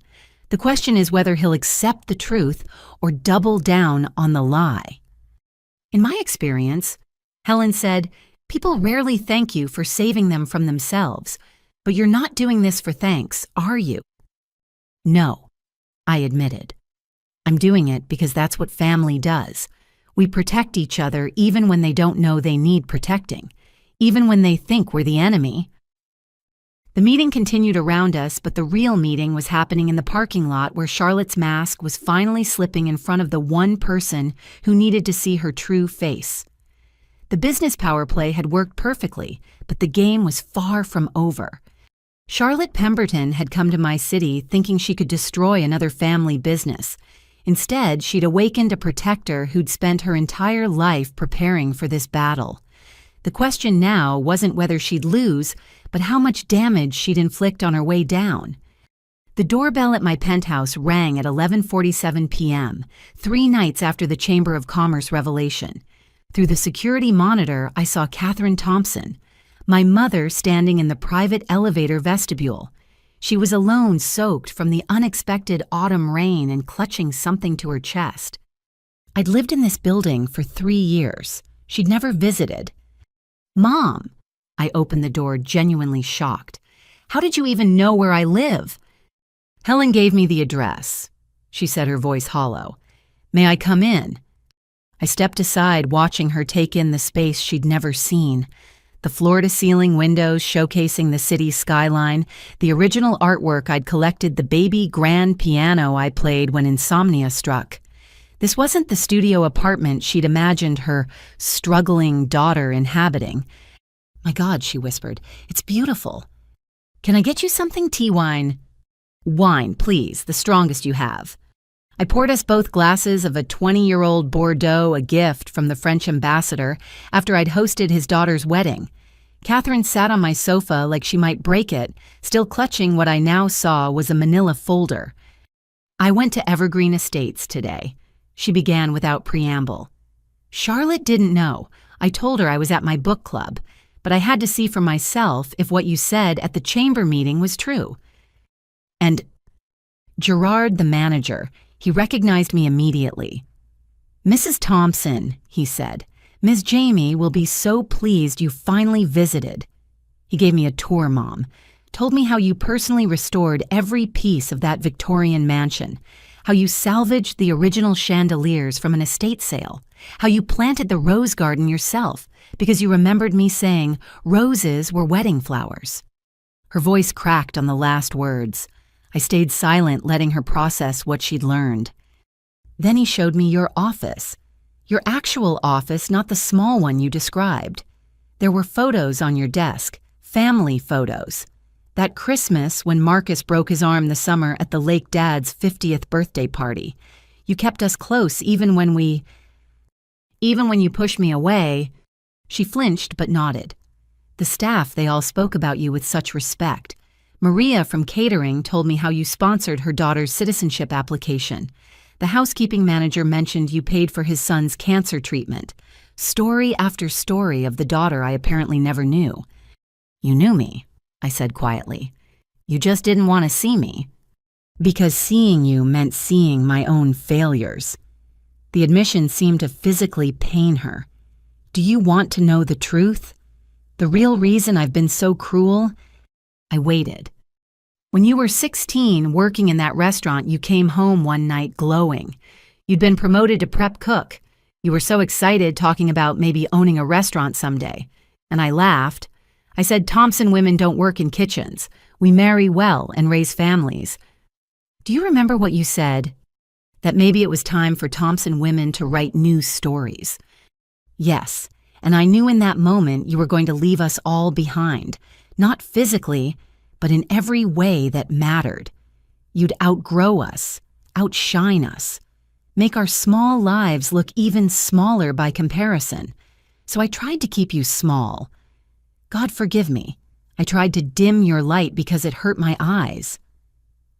She set down her wine with shaking hands and opened the folder. After the chamber meeting, Charlotte came to the house. She was furious, ranting about how you'd humiliated her.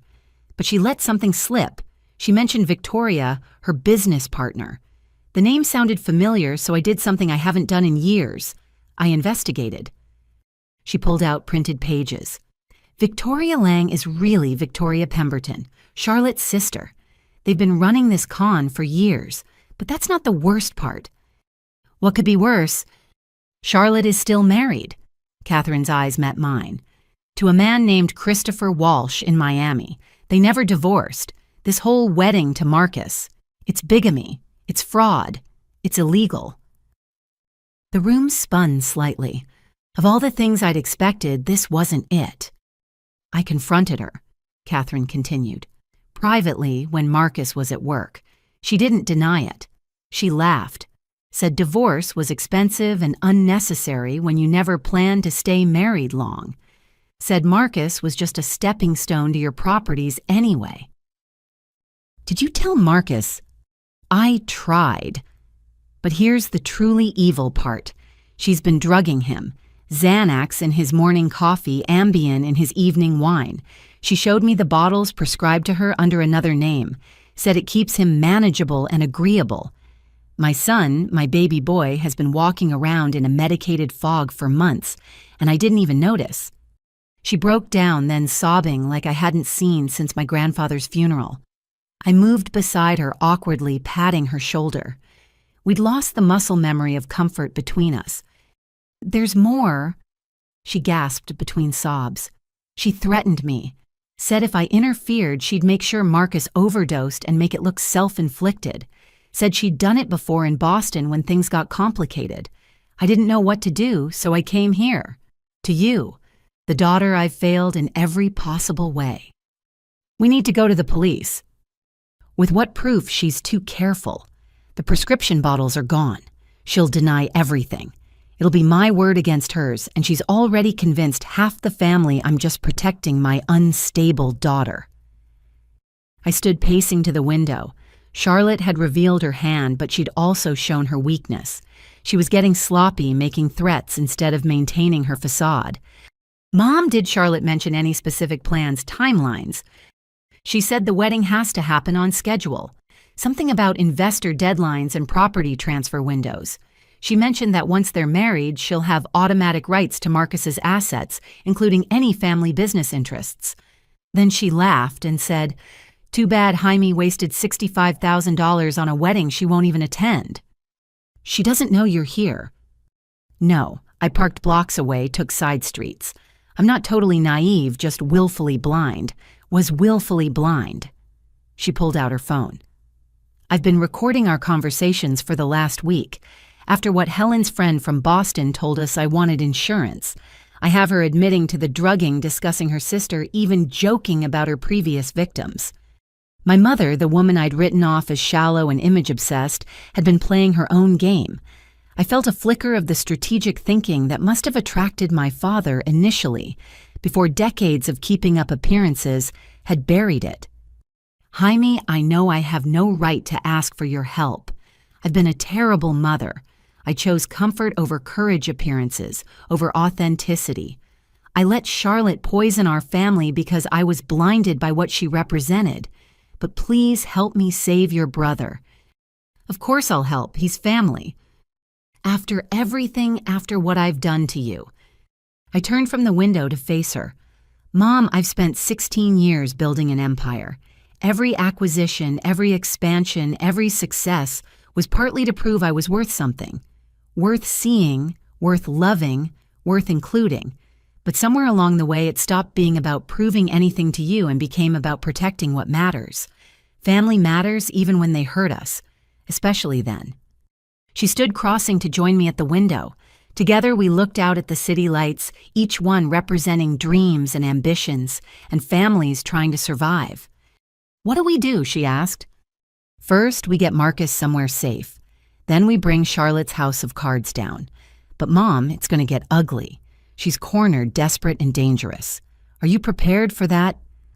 I wasn't prepared to be a good mother, she said quietly. But maybe I can learn to be a fierce one. That girl threatened my son. She wants to destroy my daughter. I may be late to the battle, but I'm here now. I smiled, seeing a glimpse of the woman who'd raised 2 children while my father built his business, who'd survived her own mother's criticism and her community's judgment. Then let's begin. Charlotte thinks she's won because she divided our family. She's about to learn what happens when Thompson women stop fighting each other and start fighting together. Catherine squeezed my hand, the first genuine affection she'd shown me in years. Jaime, I'm proud of you. Not for the business empire or the success, for staying kind when I gave you every reason to become cruel. That's the real achievement. That's what's going to save us. As we began planning our counterattack, I felt something shift in the universe. The mother who'd never seen me was finally looking, and what she saw wasn't the disappointment she'd expected, but the protector she needed. Charlotte Pemberton had performed many cruelties, but forcing Catherine Thompson to finally see her daughter might have been her fatal mistake. My legal team assembled in the Meridian conference room at 6 a.m. sharp. James Morrison, my chief counsel, had called in specialists from 3 firms: criminal lawyers, family law experts, asset protection specialists, and a prosecutor who'd retired into private practice after putting away some of the state's most sophisticated fraud rings. Coffee's on the sideboard, I announced. We have a lot to cover and not much time. The presentation screens showed everything we'd gathered: Charlotte's marriage certificate to Christopher Walsh, her pattern of targeting family businesses, the forged emails, the drugging admission Catherine had recorded. But as damning as it looked, James's expression remained grim. It's not enough, he said bluntly. The bigamy charge would stick, but she'd claim ignorance, maybe get probation. The drugging is, he said, she said, without the physical evidence. The business fraud is sophisticated enough that prosecution would take years. So we need more. We need her to commit a clear documented crime in real time, something unambiguous with witnesses and evidence. Sarah Chen, the former prosecutor, leaned forward. There's another issue: your brother's safety. If Charlotte feels threatened based on her pattern, she escalates. I finished. Boston, her ex-husband, had a mysterious allergic reaction right before their divorce hearing. Dallas, the brother who opposed her, fell down a flight of stairs. Exactly. We need to extract Marcus without triggering her survival instincts. My phone buzzed. Robert's text was urgent. Tom Bradley just arrived from Boston. Says it's critical he speaks with you immediately. Send him up, I replied. Tom Bradley entered, looking haggard but determined. The last time I'd seen Charlotte's Boston victim, he'd been broken, his family's century-old restaurant group dissolved and sold. Now he carried himself with purpose. I've been working with the other victims, he said without preamble. We found something. Charlotte and Victoria have a mentor, a woman named Eleanor Vance, who taught them this game. Where is she? Federal prison. She got sloppy 5 years ago, tried to run the same con on a federal judge's family. But here's the thing. She's willing to testify about Charlotte and Victoria's operations in exchange for a sentence reduction. Sarah's eyes lit up. A co-conspirator's testimony changes everything. If we can establish a pattern of criminal enterprise. Rico, James breathed. We could prosecute this as organized crime. There's more, Tom continued. I've been in touch with Christopher Walsh, Charlotte's legal husband. He's been tracking her for years, building his own case. He has documents, recordings, evidence of hidden accounts. He's willing to cooperate fully. Why didn't he come forward before? Fear.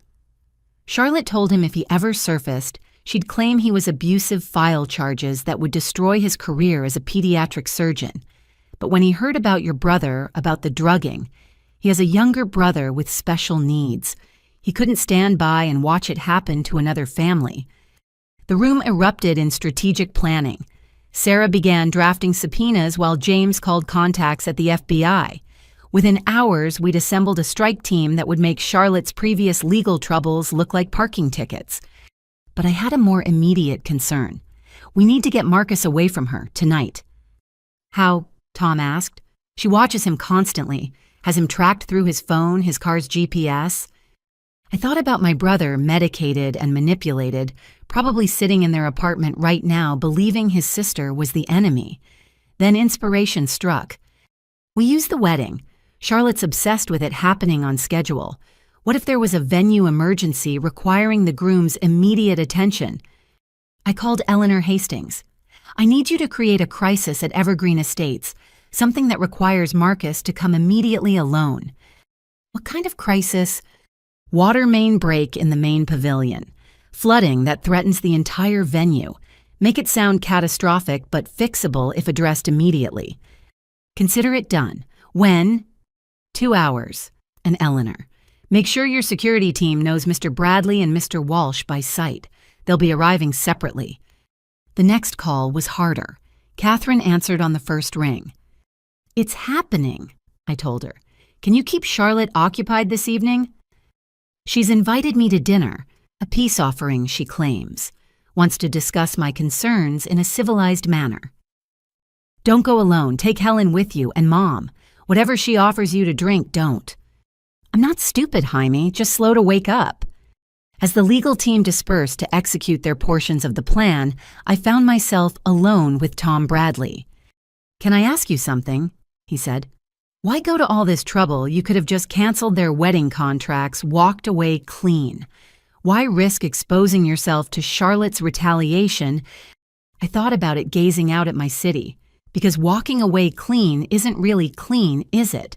It leaves her free to destroy another family. And because he's your brother. Because he's my brother, even when he doesn't deserve it, even when he participated in hurting me.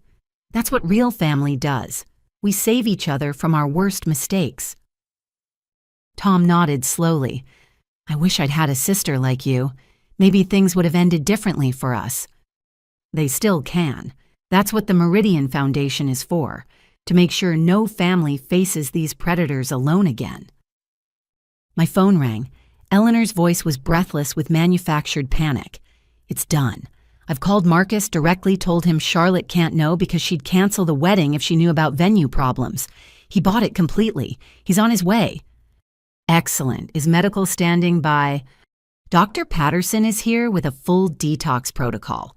The moment Marcus arrives, we begin withdrawal management. And our other guests? Mr. Walsh and Mr. Bradley are already in position. The FBI team just pulled into our service entrance. Oh, and Miss Thompson Charlotte's sister, Victoria, just landed at the airport. Our contact says she's heading directly to Charlotte's apartment. The pieces were moving into position. Charlotte thought she was days away from her biggest score, but she'd made the classic predator's mistake. She'd become overconfident, too comfortable in her pattern to see the trap closing around her. James. I called to my legal counsel. File the emergency injunctions now. Freeze every account challenge, every contract put holds on every property transfer she's attempted to initiate. With pleasure. Oh, and Jamie Judge Harrison wants you to know he's personally overseeing this case. Seems his niece was one of Victoria's victims in Miami. He's very interested in seeing justice done. As afternoon faded to evening, I stood in my office watching the city prepare for night. Somewhere out there, Charlotte was sitting down to dinner with my mother, confident in her control. Marcus was arriving at Evergreen Estates, about to be freed from his chemical prison. And a network of victims' law enforcement and legal professionals were closing in on the sisters who'd turned family destruction into a business model. The legal counterstrike was in motion. Charlotte had used the law as a weapon, hiding behind contracts and technicalities. But she'd forgotten that justice, real justice, has a way of finding those who mock it. My phone buzzed one final time, a text from Christopher Walsh. Thought you should know. Charlotte's been married 4 times, not just to me. We're all here. We're all ready to testify. End this. 4 marriages. 4 families destroyed. But it would end here in my city with my family. Charlotte Pemberton had chosen the wrong sister to underestimate. Tomorrow she'd wake up to find her carefully constructed world in ruins. Tonight I'd save my brother and begin rebuilding what she'd tried to destroy. The law was on our side now. More importantly, so was the truth. Marcus arrived at Evergreen Estates at 7:23 p.m., stumbling slightly as he exited his BMW. Through the security monitors, I watched him approach the main entrance where Dr. Patterson waited disguised as a maintenance supervisor. "Mr. Thompson? Thank goodness you're here. The situation is worse than we thought." "Where's the flooding?" Marcus asked, his words slightly slurred.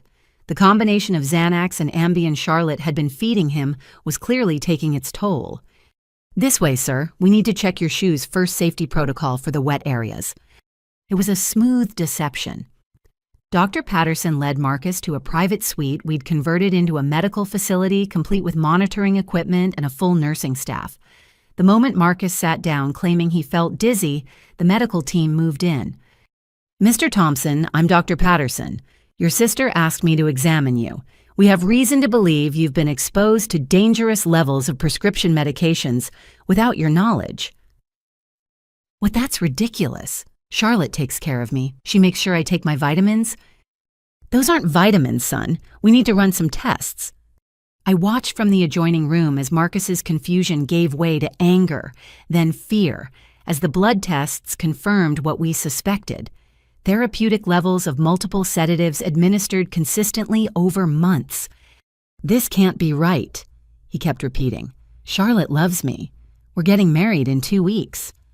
That's when Christopher Walsh entered the room. Marcus looked up, confused. "Who are you?" "Christopher Walsh, Charlotte's husband." The silence stretched until Marcus laughed a broken sound. "That's impossible. Charlotte's never been married." Christopher placed a folder on the table. Marriage certificate, wedding photos, joint tax returns. "We married 6 years ago in Miami. She disappeared 3 years ago with $2 million from my family's medical practice. I've been tracking her ever since." Marcus stared at the photos. Charlotte in a white dress smiling beside Christopher, looking exactly as she did with him. "No," Marcus whispered.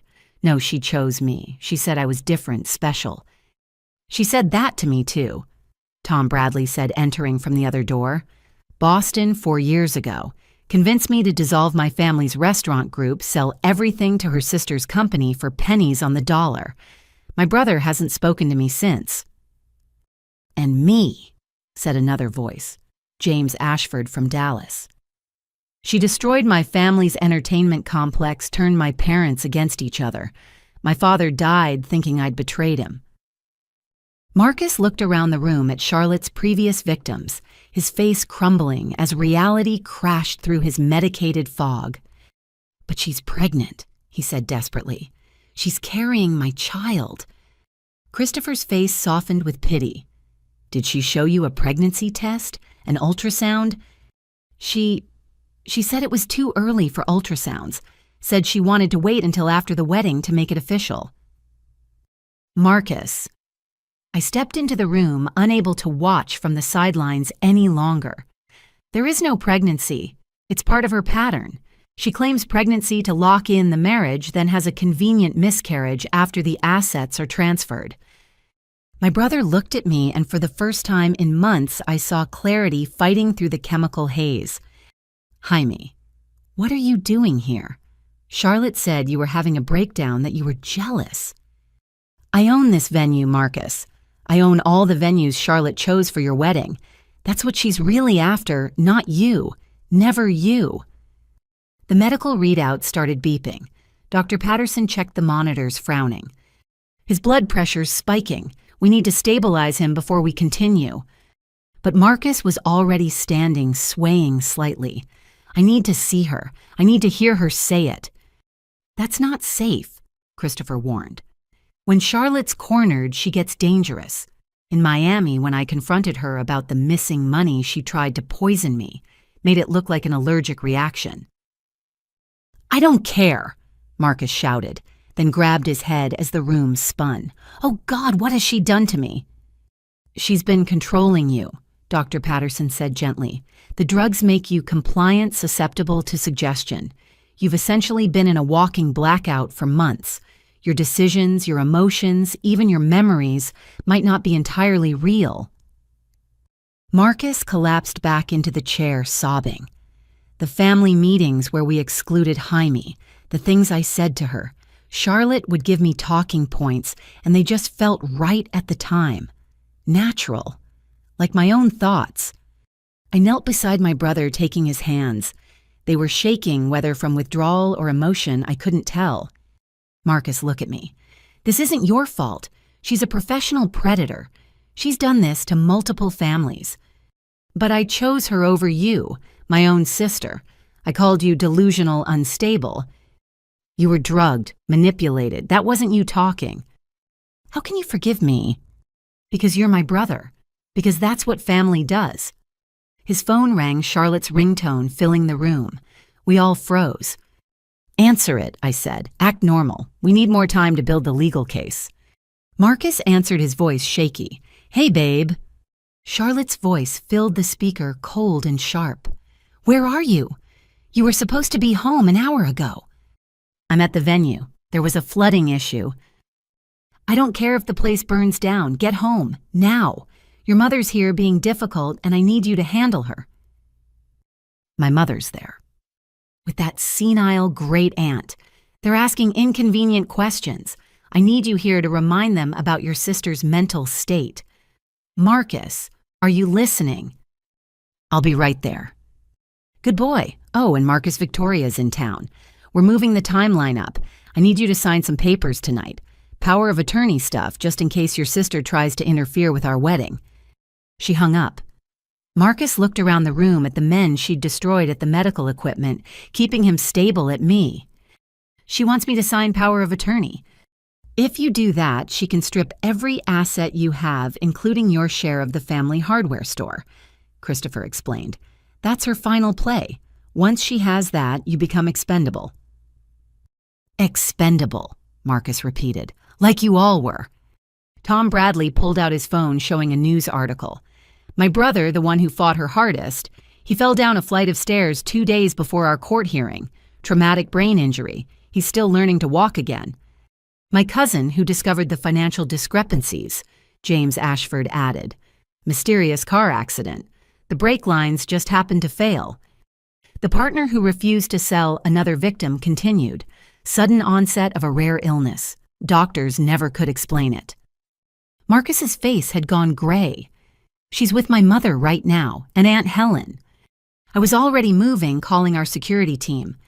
We have cars stationed outside Charlotte's apartment. Mom knows to be careful, but Charlotte's escalating, Dr. Patterson interrupted. The pattern's clear. When her plans are threatened, she removes obstacles. Your mother and aunt just became obstacles. Marcus stood again, more steadily this time. I'm going. Not alone, I said. She'll hurt them if she sees you, Jaime. You're the biggest threat. Then we do this smart, Christopher said. I'll go with Marcus. She doesn't know I'm in town. Tom and James, you take the back entrance. Jaime, you coordinate with law enforcement.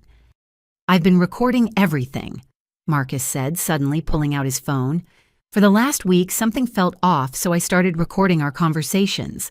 I thought I was being paranoid, but he played a recent recording. Charlotte's voice sweet and poisonous. Once we're married and your sister's committed, we can liquidate everything. The venues, the hardware store, even that pathetic house your parents live in. Victoria has buyers lined up. We'll be rich, baby. Rich enough to leave all these losers behind. That's conspiracy to commit fraud, Sarah Chen said, entering with a team of FBI agents.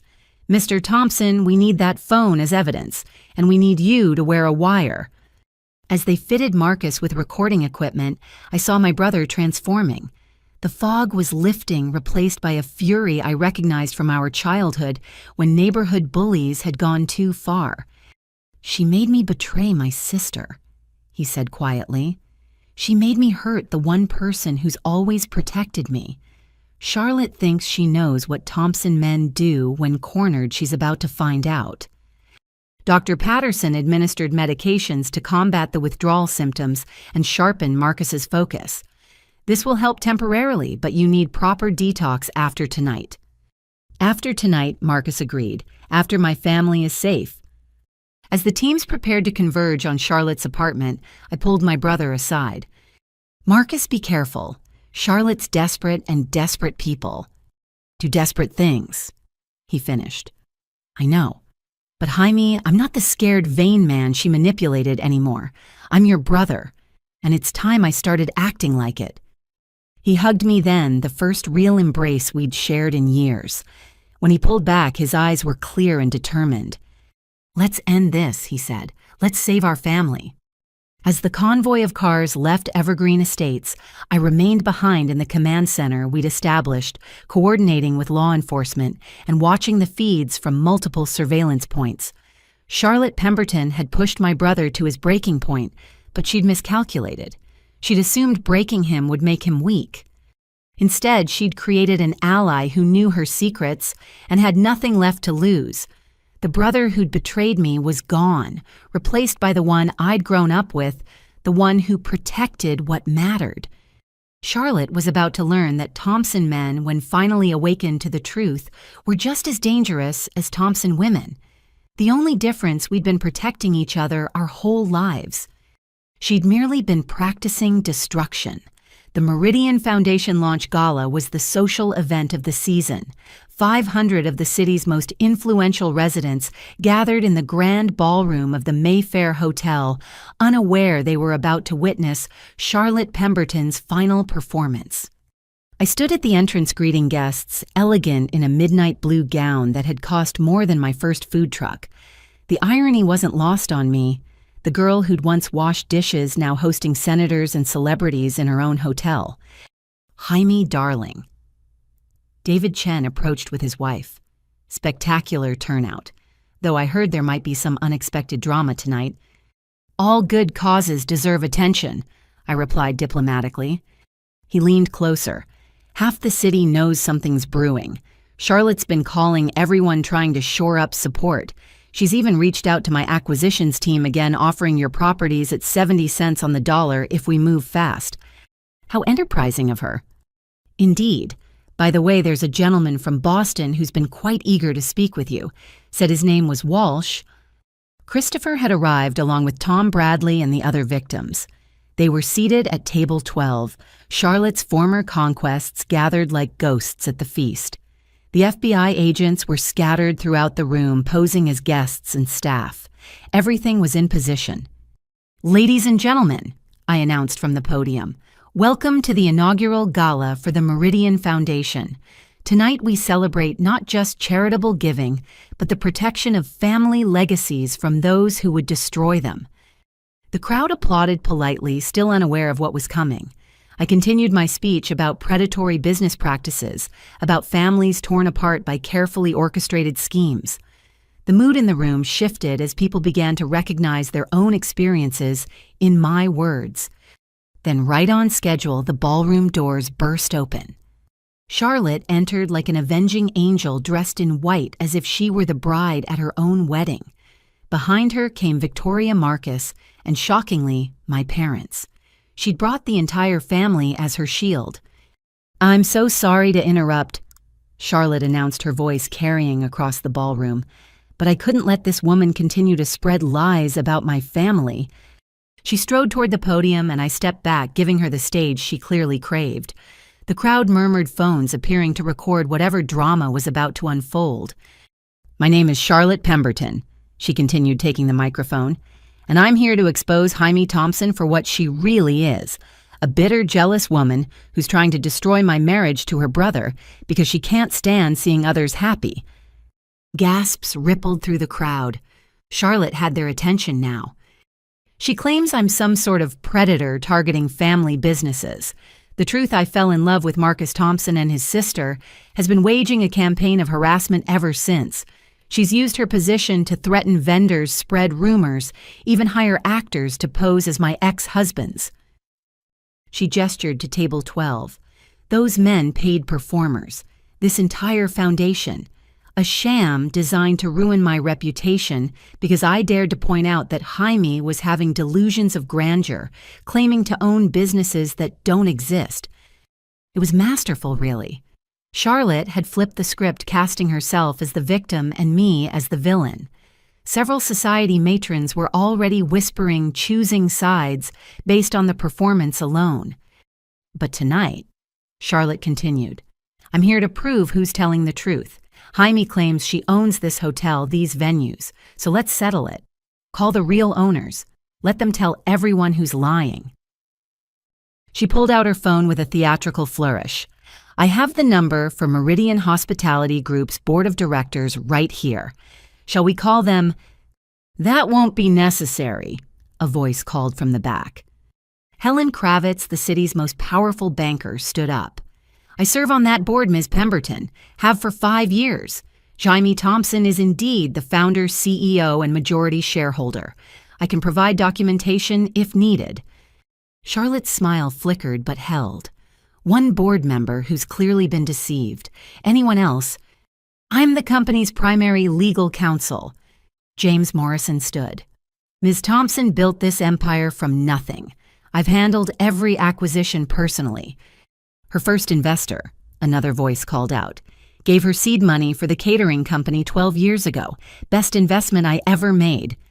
One by one, people throughout the room stood identifying themselves as partners, investors, employees, and beneficiaries of my business empire.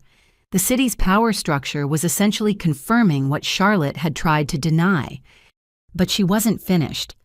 Convenient that all these people suddenly remember working with someone who's kept such a low profile, almost like it was orchestrated. Tell me, how much did she pay you all to lie? Nobody's lying, Marcus said quietly, stepping away from Charlotte. Except you. The room went silent. Marcus, darling. Charlotte's voice hardened. You're confused. You haven't been well. Because you've been drugging me.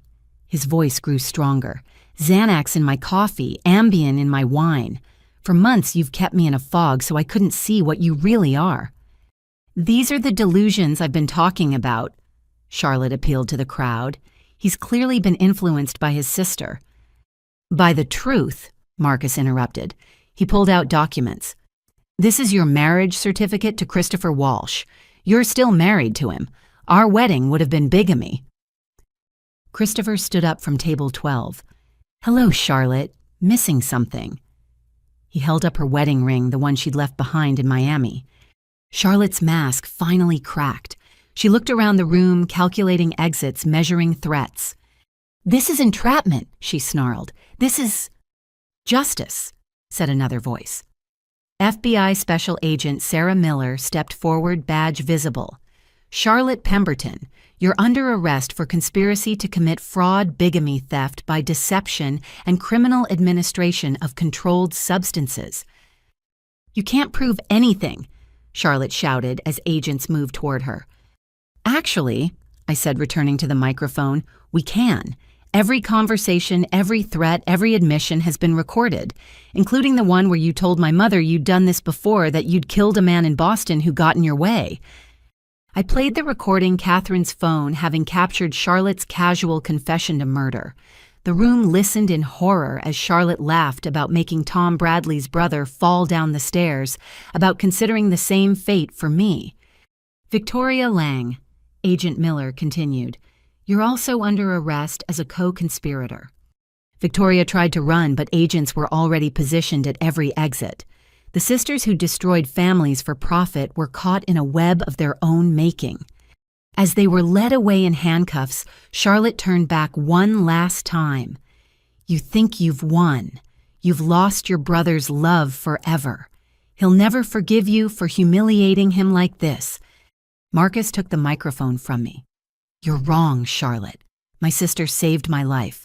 You tried to use me to destroy her, but all you did was remind me what real family looks like. Jaime could have exposed me, ruined me for participating in your scheme. Instead, she protected me even when I didn't deserve it. He turned to the crowd. I'm not proud of what I became under Charlotte's influence, but I'm grateful for a sister who loved me enough to fight for me when I couldn't fight for myself. The Meridian Foundation isn't just about protecting businesses. It's about protecting families from people like Charlotte who see love as a weakness to exploit. The room erupted in applause. Catherine and Richard made their way to the stage, our family united for the first time in years. "I owe you both an apology," Catherine said into the microphone. "My daughter built an empire while I was too blind to see it. She protected our family while I pushed her away. Charlotte Pemberton may be a criminal, but she taught me something valuable, that the real wealth isn't in status or connections, but in the family who stands by you when everything falls apart." As Charlotte and Victoria were driven away, their victims from other cities approached our family. Tom Bradley, Christopher Walsh, James Ashford, and others who'd lost everything to the predatory sisters.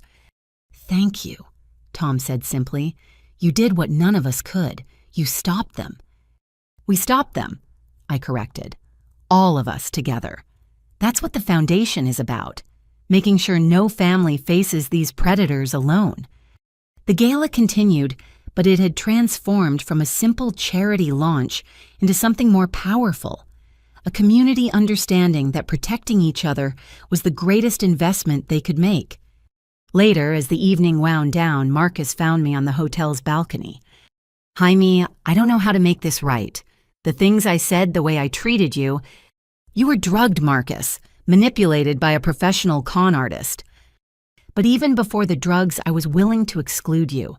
I was so desperate to be important to matter that I let her turn me against the one person who always had my back." "We all have our weaknesses," I said. "Yours was wanting to be seen as successful. Mine was hiding my success to avoid making others feel small. Charlotte exploited both. How do we move forward? The same way we always have, as family. Imperfect, complicated, sometimes hurtful, but ultimately committed to each other." He hugged me then, and in that embrace was every apology, every regret, and every promise to do better. The public showdown was over.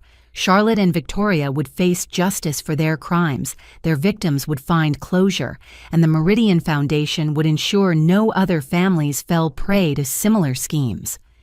But the real victory wasn't in the arrests or the public vindication. It was in my mother's newfound respect, my brother's clear eyes, and my father's quiet pride. It was in the family that had been torn apart and rebuilt stronger. Charlotte had promised I'd lose my brother's love forever. Instead, her schemes had returned it to me, refined by fire and tempered by truth. She'd been right about one thing. Thompson family bonds were weak, but she'd failed to understand that weakness could become strength when tested, that love could grow deeper for having survived betrayal. As we stood together on that balcony watching the city lights twinkle below, I knew we'd emerged from Charlotte's web not just intact, but transformed. The family that had once pushed me to the margins now stood united at the center, ready to face whatever came next, together. In the weeks following Charlotte's arrest, the Thompson family faced a reckoning that went deeper than legal proceedings or public scandal. The easy part was over. Now came the hard work of rebuilding relationships that had been fractured long before Charlotte ever appeared. I sat in my parents' living room, the same space where they'd uninvited me from Marcus's wedding. But everything felt different now. The pretense was gone, replaced by an awkward honesty we were all learning to navigate. "The hardware store is failing," Richard admitted, setting down his coffee with trembling hands. "Has been for years. I've been hiding it, taking out loans, juggling credit cards. Without your monthly anonymous deposits, we'd have lost it 18 months ago." "You knew about the deposits?" "Suspected. The amounts were too precise, always arriving just when we needed them most. Charlotte actually did us a favor there. Her investigation into our finances revealed the pattern." Catherine touched his shoulder gently. "We've been living a lie, Jaime. Pretending we were comfortable that the business was thriving, that we didn't need help, all while you were quietly keeping us afloat." "I didn't do it for gratitude," I said. "I did it because you're family." "Family we failed to appreciate," Marcus interjected from the doorway. He'd been staying with our parents since his release from medical supervision, slowly detoxing from months of Charlotte's chemical control. I spent so much time resenting your success, I never stopped to think about how you used it. He sat beside me, still thin from his ordeal, but clear-eyed in a way he hadn't been in months. Do you know what Charlotte told me once? She said the fact that you lived modestly proved you were ashamed of your success, that you knew you didn't deserve it. I believed her because I wanted to. It was easier than admitting my little sister had outgrown me in every way that mattered. You were always enough, Marcus. Charlotte just made you believe otherwise. Did I, though? Was I ever enough? Or did I peak in high school and spend the rest of my life trying to recapture that glory? The room sat with his words heavy with truth. This was the conversation we'd avoided for years, the acknowledgement of dreams deferred and potential unrealized. The store, Richard said suddenly. I want you to have it, Jaime. You've been keeping it alive anyway. Dad, no, that store is your legacy. My legacy is 2 children who've proven Thompson values in different ways. Marcus, who, despite everything, found the courage to stand up to Charlotte when it mattered. And you, who built an empire while never forgetting where you came from. The store should go to someone who can make it thrive again. Then we do it together, I said. The Meridian Group can invest, modernize operations, expand the product line. But it stays Thompson Hardware, and you stay involved as long as you want. And me? Marcus asked quietly. What happens to the son who betrayed his sister for a con artist's approval? You get therapy, I said bluntly. Real help processing what happened, and then you figure out who Marcus Thompson is when he's not trying to live up to anyone's expectations. I've been thinking about teaching, he admitted. Coach Peterson at the high school says they need an assistant coach for the football team. It's not glamorous, but maybe that's what I need, to stop chasing glamour and start building something real.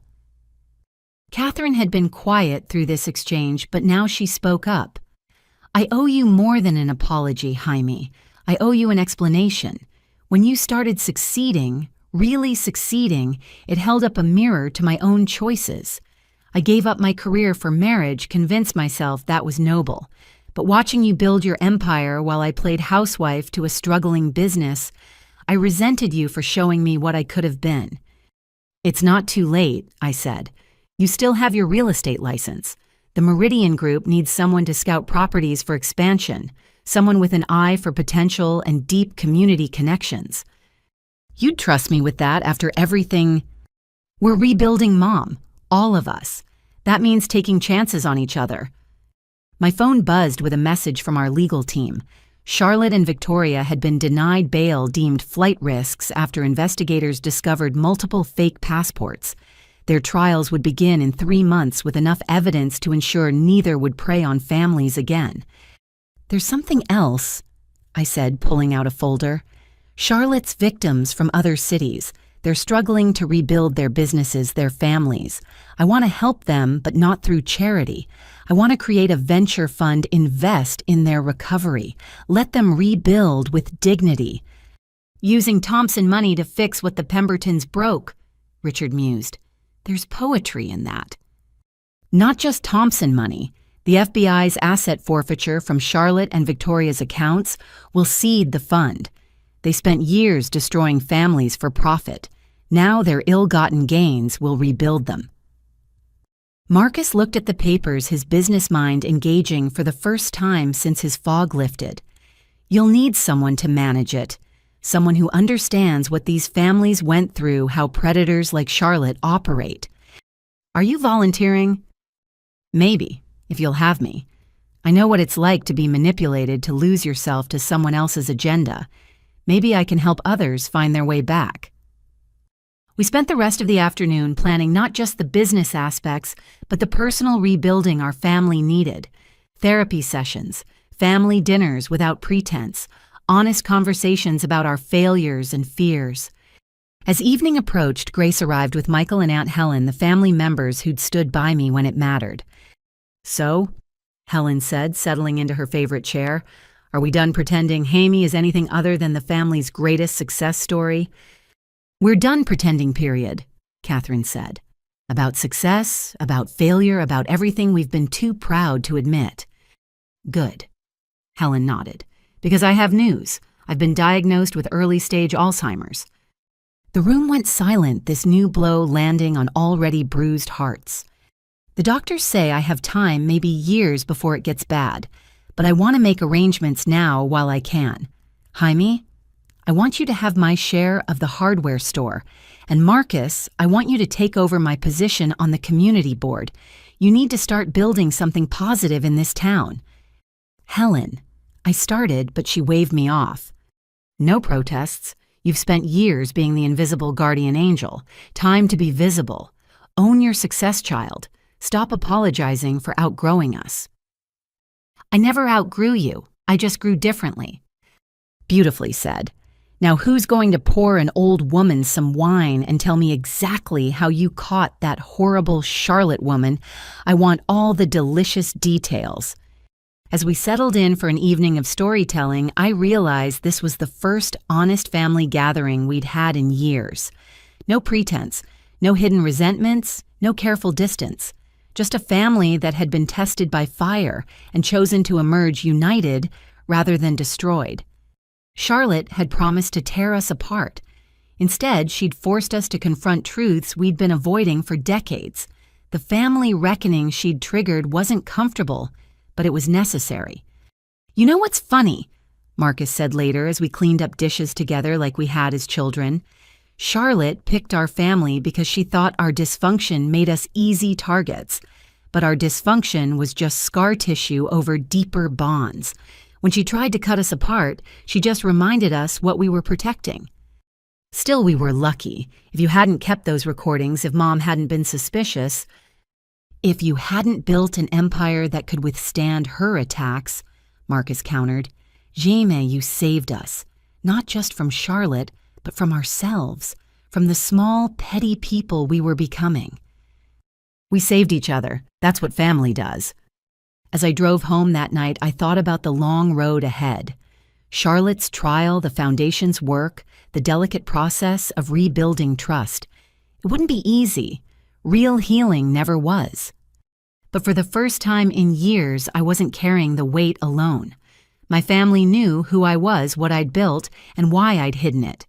More importantly, they were choosing to stand with me, not in spite of my success, but because of what it revealed about my character. Charlotte had been right about one thing. The Thompson family had been broken. But she'd underestimated our capacity to heal, to grow, to choose each other when it mattered most. We were imperfect, scarred, still learning how to be honest. But we were together, and that made all the difference. The family reckoning was over. The family rebuilding had begun. The article appeared simultaneously across every major news outlet in the country. The sisters who destroyed families for profit. An investigation into the Pemberton Kahn dynasty. I sat in my office reading the exposé I'd helped orchestrate, feeling a cold satisfaction as Charlotte and Victoria's entire criminal history was laid bare for public consumption. But this wasn't simple vengeance. This was strategic justice. The response has been overwhelming. Sarah Chen, the former prosecutor now heading our legal team, reported. 17 more victims have come forward since the article broke. The FBI is opening investigations in 6 states. And the trials. Charlotte's attempting an insanity defense. Claims she's suffering from a delusional disorder that made her believe she was entitled to these families' assets. Her lawyers arguing that her pattern of behavior indicates mental illness, not criminal intent. Of course she is. I turned to the window, watching the city below. What about Victoria? She's turning state's evidence, offering to testify against Charlotte in exchange for a reduced sentence. Claims Charlotte was the mastermind, and she was coerced into participating. The sisters who'd worked in perfect harmony to destroy families were now destroying each other. There was poetry in that betrayal. My phone rang. Tom Bradley from Boston. Jaime, I wanted you to know. My brother woke up today. Full consciousness for the first time since his fall. The doctors say it's miraculous, but he might recover more function than they originally thought. That's wonderful news, Tom. He wants to testify. He remembers Charlotte visiting him the day before the accident, remembers her saying something about stairs being dangerous for people who don't watch their step. Another piece of evidence in an already overwhelming case. Charlotte had been meticulous in her financial crimes but sloppy with her violence. Arrogance had made her careless. There's more, Tom continued. The other families and I have been talking. We want to do something public, something that shows these weren't isolated incidents, but a pattern of predation. Would the Meridian Foundation host a summit? What kind of summit? Survivors of family business fraud. Not just Charlotte's victims, but others who've faced similar schemes. Share our stories, create a network of support, maybe prevent future families from falling prey to these tactics. Yes, I said immediately. We'll host it next month. Full media coverage expert panels, the works. Let's drag these predators into the light. After ending the call, I found Marcus in the Foundation's offices, deep in conversation with Christopher Walsh. They'd formed an unlikely friendship bonded by their shared experience of Charlotte's manipulation. Christopher's had an idea, Marcus said as I joined them. Tell her. I've been tracking Charlotte and Victoria's assets, Christopher explained. Not just the obvious ones, but the hidden accounts, the shell companies, the properties held under aliases. I found something interesting. He spread documents across the table. They own a compound in the Caymans, bought it with money from their first scheme 8 years ago. It's where they plan to retire after one last big score. That score was supposed to be your family. The FBI knows about it. They do now. But here's the thing. The property's held by a trust that technically belongs to their victims. They forged signatures to create it use stolen funds to purchase it. Legally, it should be returned to the families they defrauded. You want to turn their retirement paradise into a recovery center, I realized. A retreat for families rebuilding after fraud. Somewhere they can heal, get counseling, learn to trust again. Turn their safe haven into a sanctuary for their victims. I love it. Marcus, can you work with legal to make it happen? Already on it. My brother's energy was infectious. He'd thrown himself into the Foundation's work with the same intensity he'd once reserved for Charlotte's approval. We've also been contacted by a documentary filmmaker.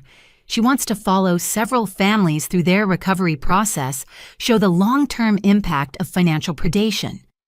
Including ours? That's your call. I'm willing to participate if you are. Show people that even families who seem successful can be vulnerable to the right manipulator. I considered it. Opening our story to public scrutiny meant reliving painful moments exposing vulnerabilities we'd hidden for years. But if it helped one family recognize the warning signs, let's do it, full transparency. Robert knocked and entered. Boss, you need to see this. Charlotte's lawyer just filed a motion claiming prosecutorial misconduct. She's alleging that you orchestrated her arrest as a personal vendetta, that the Meridian Foundation is a front for harassment. Let her file motions. We have evidence, witnesses, and a clear pattern of criminal behavior. She can't lawyer her way out of this. Actually, Sarah Chen interjected, entering with a smile, she just made a critical error. By claiming the Foundation is harassment, she's opened the door for us to present every case we've documented, every family she's destroyed, every business she's pillaged. She's basically given us permission to lay out her entire criminal history in court. Pride goeth before the fall, Marcus murmured. She still can't admit she's been caught, still thinks she can manipulate her way to freedom. That evening, we held a press conference announcing the Survivor Summit. I stood at the podium flanked by Charlotte's victims from multiple cities, a united front against predatory fraud. The Pemberton sisters didn't just steal money, I said to the assembled media. They stole trust, love, and family bonds. They turned our deepest connections into weapons against us. But today we stand together to say no more. No more suffering in silence. No more shame for being victimized by professional criminals. Tom Bradley spoke next, his voice strong, despite his brother's ongoing recovery. Charlotte Pemberton told me I was weak for trusting my family. She was wrong. Trust isn't weakness. It's the foundation of every meaningful relationship. The weakness lies in those who exploit trust for profit. Christopher Walsh followed. These predators count on our silence, our embarrassment at being fooled. But there's no shame in loving someone who doesn't deserve it. The shame belongs solely to those who weaponize love. One by one, Charlotte's victims told their stories. The Dallas family whose parents died estranged, the Miami business that 3 generations had built and Charlotte had destroyed, the Boston brothers who'd only recently begun speaking again. But we didn't stop at Charlotte's victims. Other families came forward sharing their experiences with different predators who used similar tactics. The summit announcement had opened floodgates of stored pain and suppressed truth. The Meridian Foundation will create a database, I announced, a registry of known tactics, warning signs, and confirmed predators. We'll offer free consultations to families concerned about new relationships that seem too focused on business assets. We'll provide legal support for those already victimized. And yes, we'll turn the Pemberton compound in the Caymans into a healing center for families recovering from betrayal. The response was immediate and overwhelming. Donations poured in from families who'd survived similar schemes, from business leaders who recognized the threat to their own legacies, from ordinary people moved by the stories of betrayal and resilience. But the sweetest revenge came in a form I hadn't expected. Eleanor Vance Charlotte and Victoria's mentor reached out from federal prison. She wanted to testify, but more than that, she wanted to make amends. I taught them everything, she said over a monitored phone call. Picked them because they were beautiful, intelligent, and completely without conscience. I'm dying. Cancer stage 4. I want to spend my last months undoing some of the damage I caused. I have records, training materials, names of others I taught. I'll give you everything if you'll let me help destroy what I created. Why should we trust you? Because I'm already dead. The cancer's in my bones, my liver, everywhere. I've got maybe 6 months. Let me use them to burn down the empire of manipulation I built. It's the closest thing to redemption someone like me can achieve. I agreed.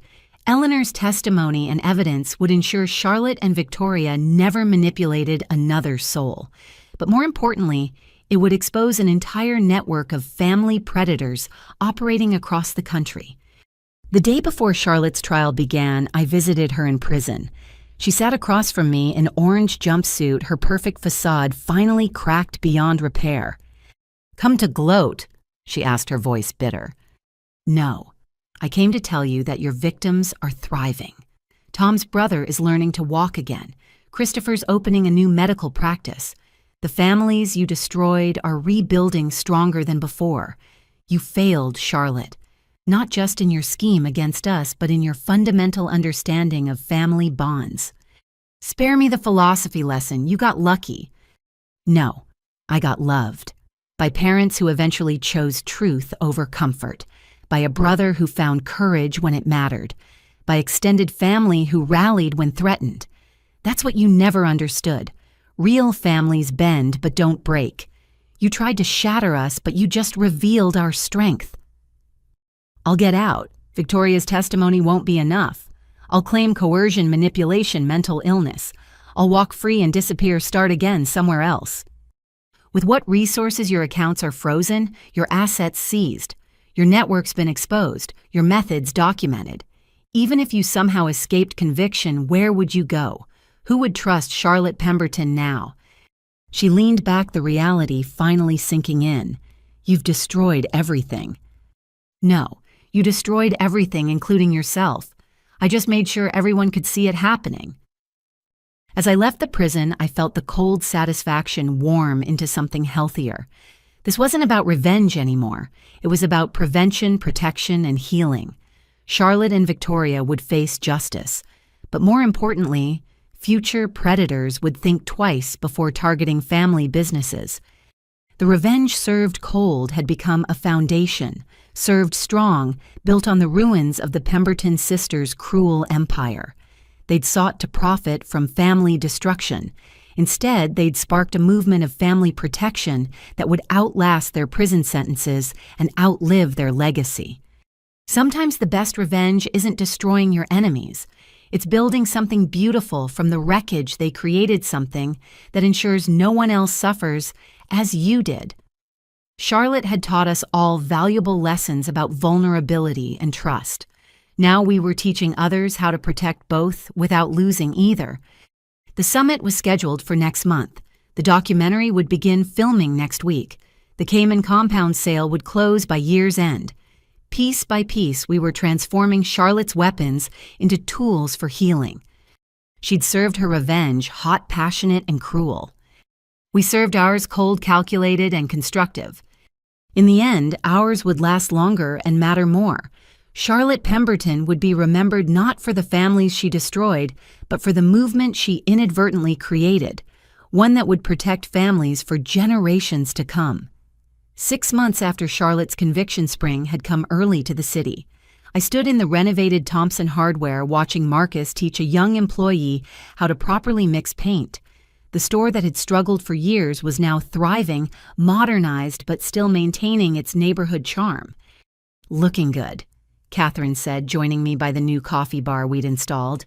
My mother had taken to her role as property scout with unexpected enthusiasm, identifying 3 potential locations for Meridian expansion in the last month alone. "Marcus seems happy," I observed. "He is. Teaching suits him. The high school called yesterday. They want him to take over as head coach next year, and his therapy is going well.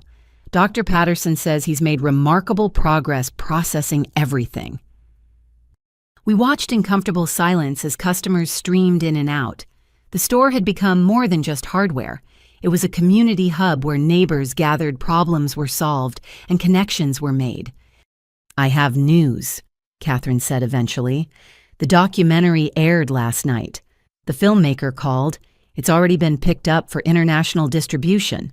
Our story, all the families' stories, they're going to help people worldwide recognize these predators."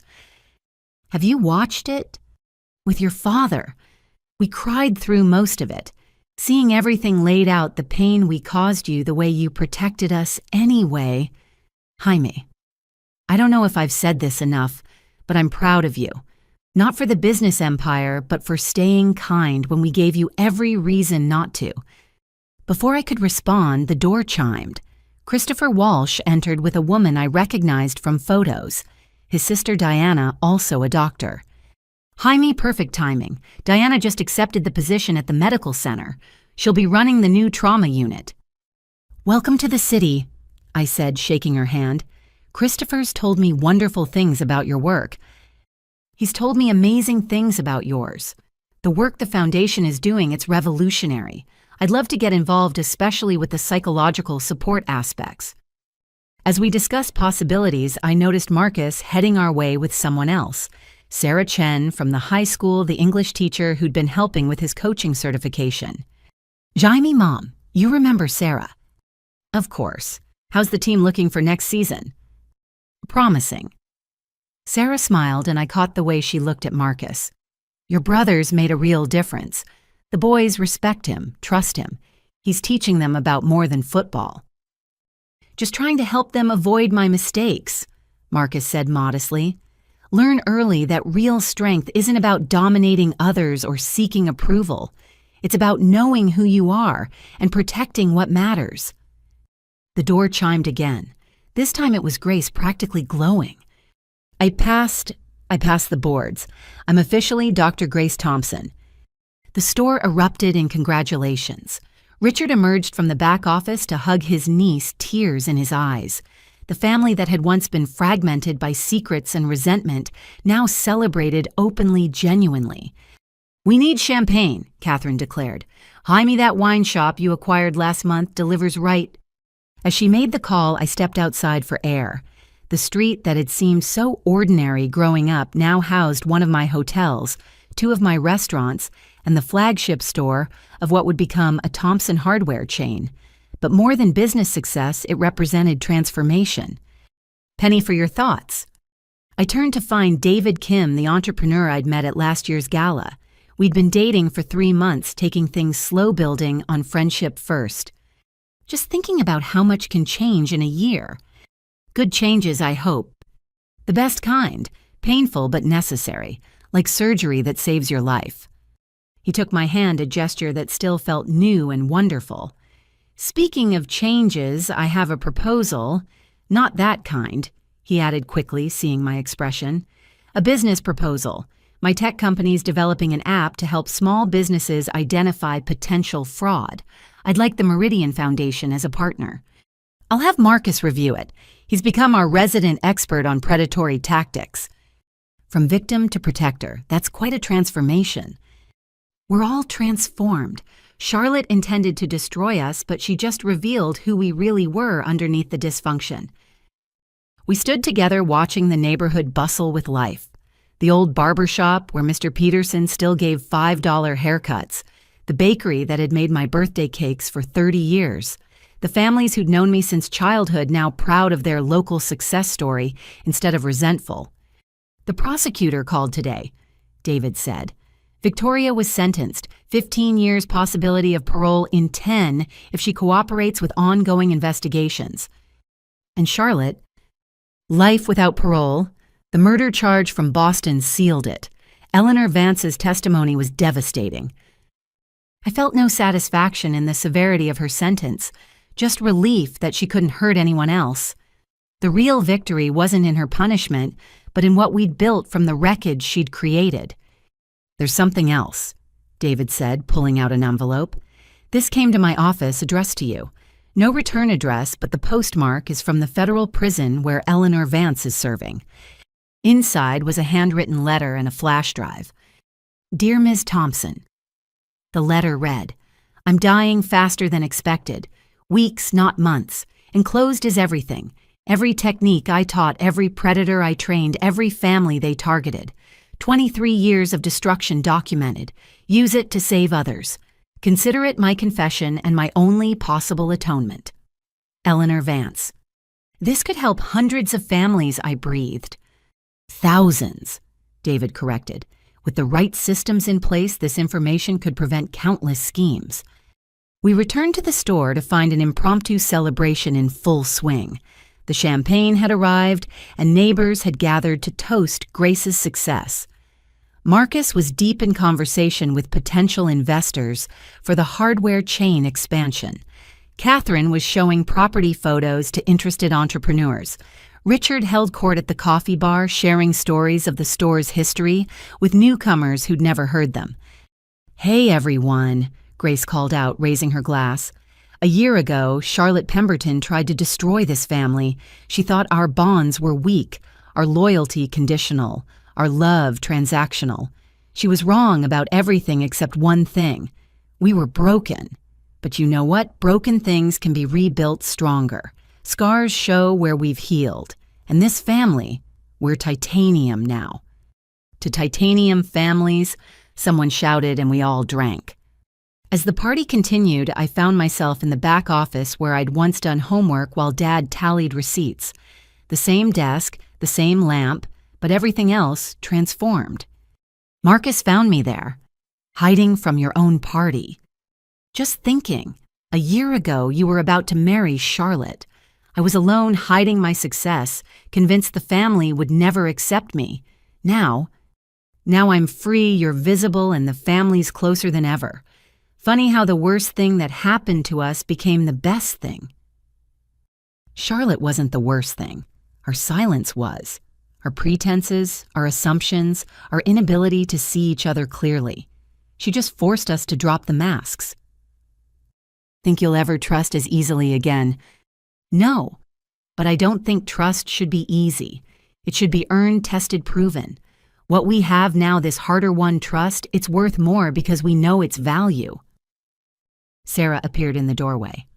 Marcus, the team's here. They wanted to congratulate Grace, too. As my brother left with the woman who saw him for who he was becoming rather than who he'd been, I smiled.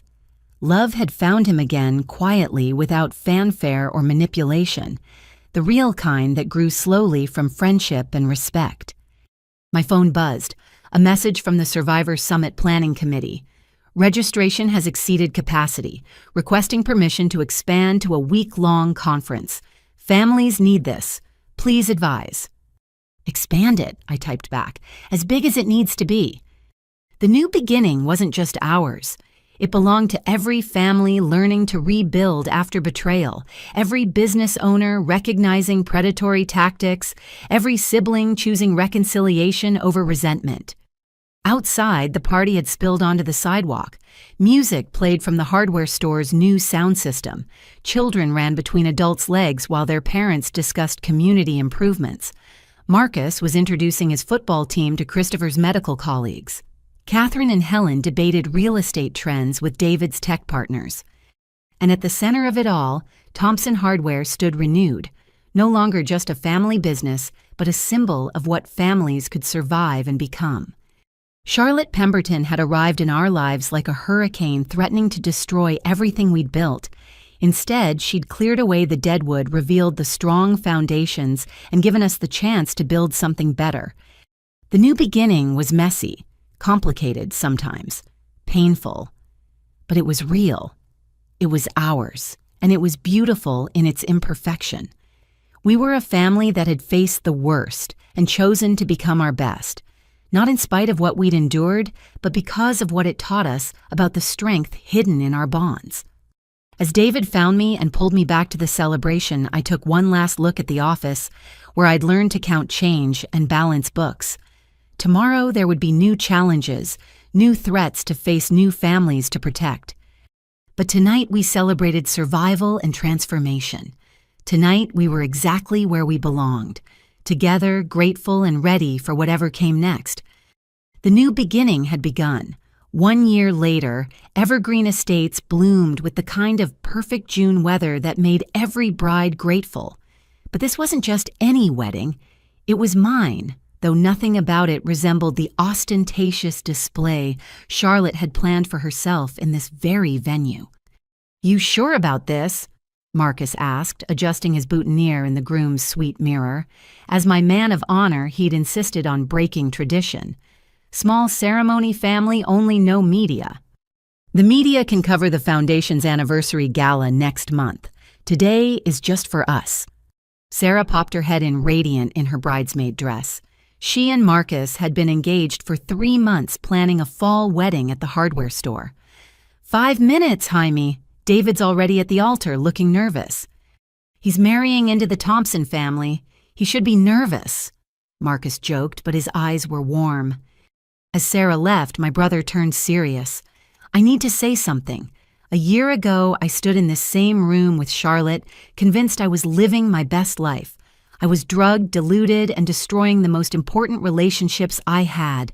You saved me, Jaime, not just from her, but from the person I was becoming." "You saved yourself. I just cleared the path." "No, you did more than that. You showed me what real strength looks like. It's not about dominating or impressing others. It's about protecting what matters, even when it costs you everything." Catherine entered, tears already threatening her makeup. "Oh, my beautiful girl, are you ready?" "I've been ready my whole life. I just didn't know it." She adjusted my simple veil, the same one my grandmother had worn. "I wore this at my wedding, convinced I was settling for less by marrying your father instead of someone grander. 40 years later, I realize I got exactly what I needed. A partner who loved me even when I couldn't love myself, just like David loves you." "Mom, let me finish." Charlotte showed me the ugly truth about myself, that I was willing to sacrifice my daughter for social status. But you showed me something better. That love isn't about approval or status. It's about showing up, especially when it's hard. You showed up for us when we didn't deserve it. Today we show up for you because you've always deserved it. Richard appeared at the door. "It's time, Princess." As I took my father's arm, he whispered, "The store's quarterly profits just hit a record. We're opening 2 new locations. None of it would have happened without you." It's your legacy, Dad. No, it's our legacy. Thompson's strength isn't about standing alone. It's about standing together. The walk to the garden felt both endless and instant. Through the glass doors, I could see our small gathering. Helen in her wheelchair, sharp as ever despite the Alzheimer's slowly claiming her memories. Grace and Michael with their families, Tom Bradley and the other survivors who'd become extended family, Christopher Walsh with Diana and their medical colleagues who'd joined our cause, and David, standing beneath the rose arbor I'd planted myself years ago, looking at me like I was his whole world. The ceremony was simple, the vows personal. We spoke of building foundations together of trust earned through trials of love that grew stronger for being tested. When David slipped the ring on my finger, I thought of Charlotte's massive diamond meant to impress. This simple band meant infinitely more. I now pronounce you husband and wife, the officiant declared, and as David kissed me, our small gathering erupted in genuine joy.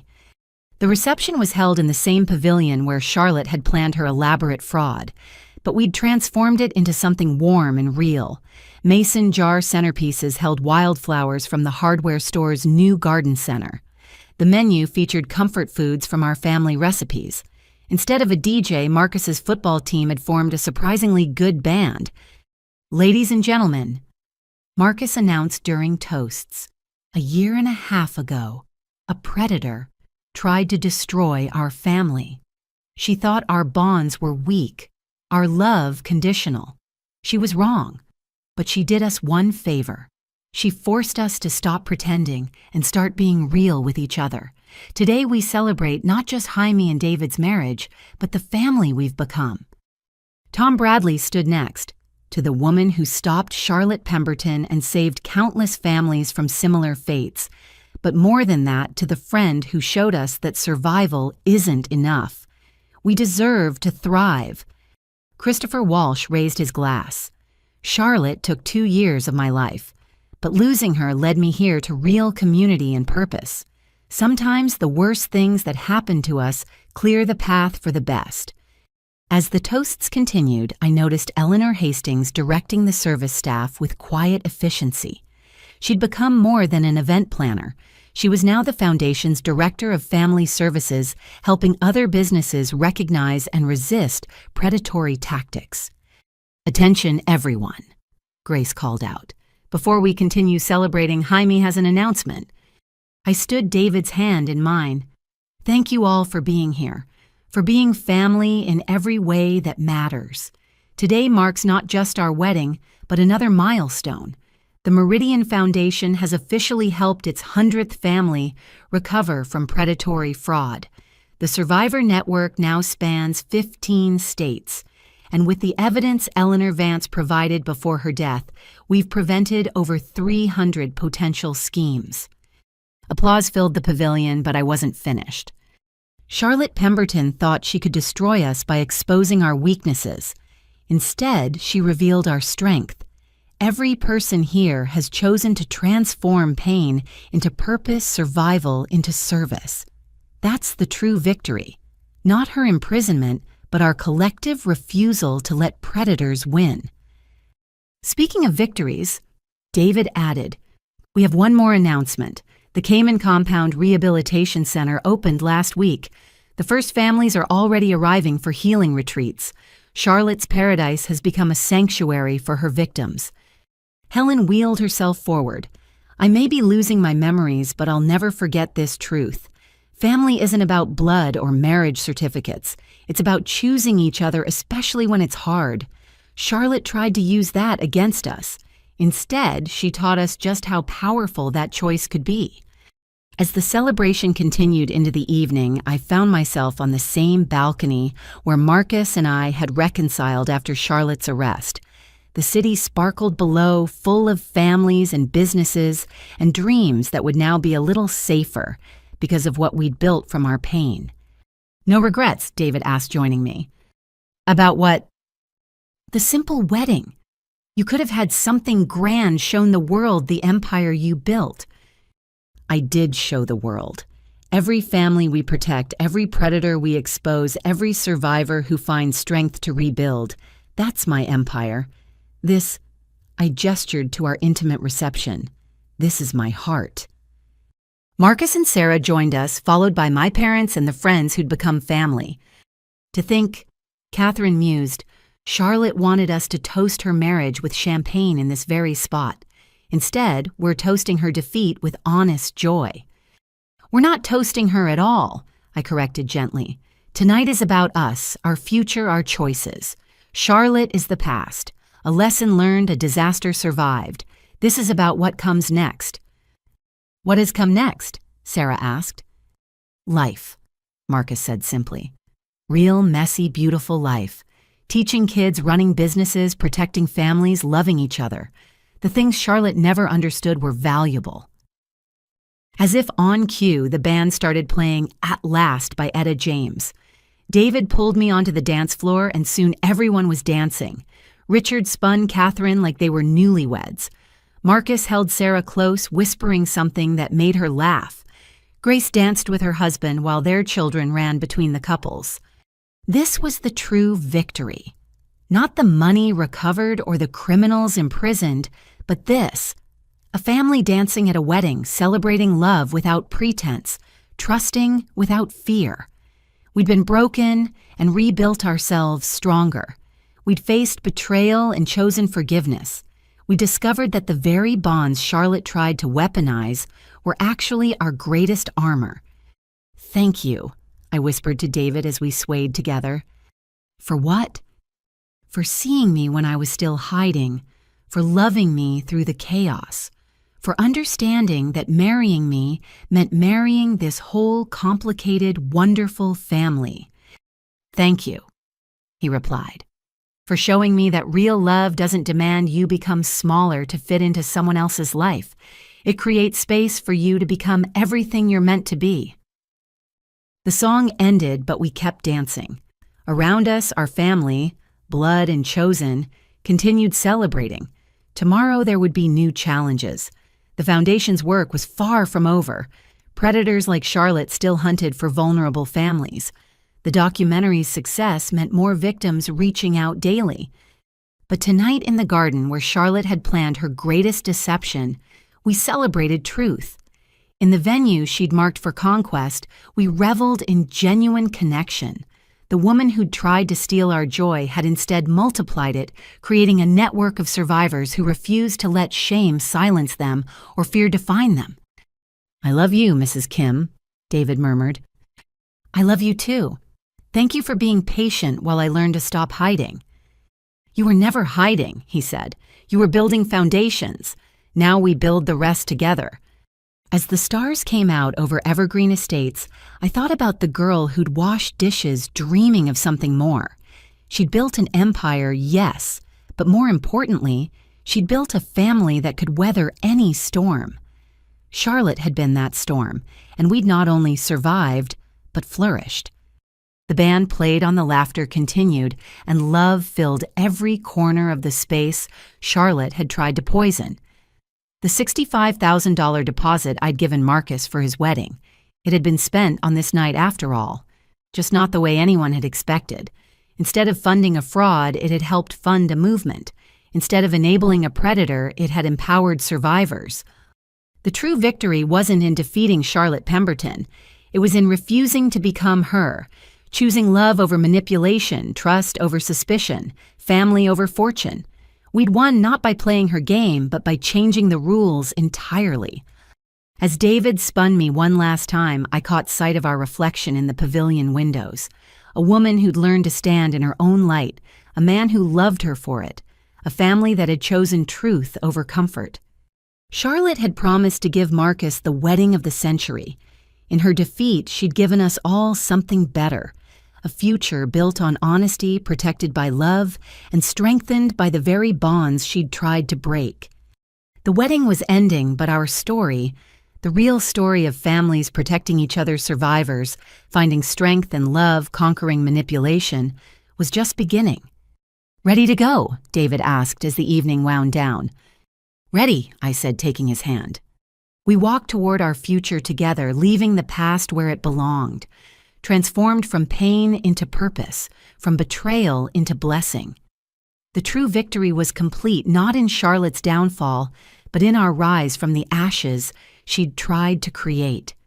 Love had won, family had endured, and the empire built from dishwater and dreams now stood as testimony that no predator, no matter how clever, could destroy bonds forged in truth and tempered by trial.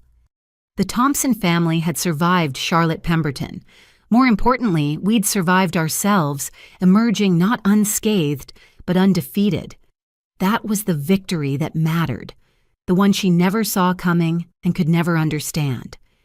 As we drove away from Evergreen Estates toward our honeymoon and the life we'd build together, I smiled. Tomorrow the work would continue, but tonight love had triumphed over manipulation, truth over deception, and family over everything else. The $65,000 wedding had finally happened.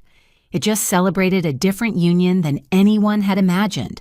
The union of broken people choosing to heal together, of family members choosing to see each other clearly, and of survivors choosing to protect others from the storms they'd weathered. That was our true victory, and it was priceless. Thank you for joining me on this emotional journey. If you've ever faced betrayal from those who should have protected you, remember, your true family consists of those who choose to stand by you when storms come. Have you ever discovered that someone close to you wasn't who they pretended to be? Share your thoughts in the comments below. If this story touched your heart, please like and subscribe to hear more tales of families triumphing over those who would destroy them. Share this video with anyone who needs a reminder that love, truth, and justice ultimately prevail. Until next time, remember, the strongest families aren't those without scars, but those who've learned to heal together. Stay strong, stay wise, and above all, stay true to those who truly love you.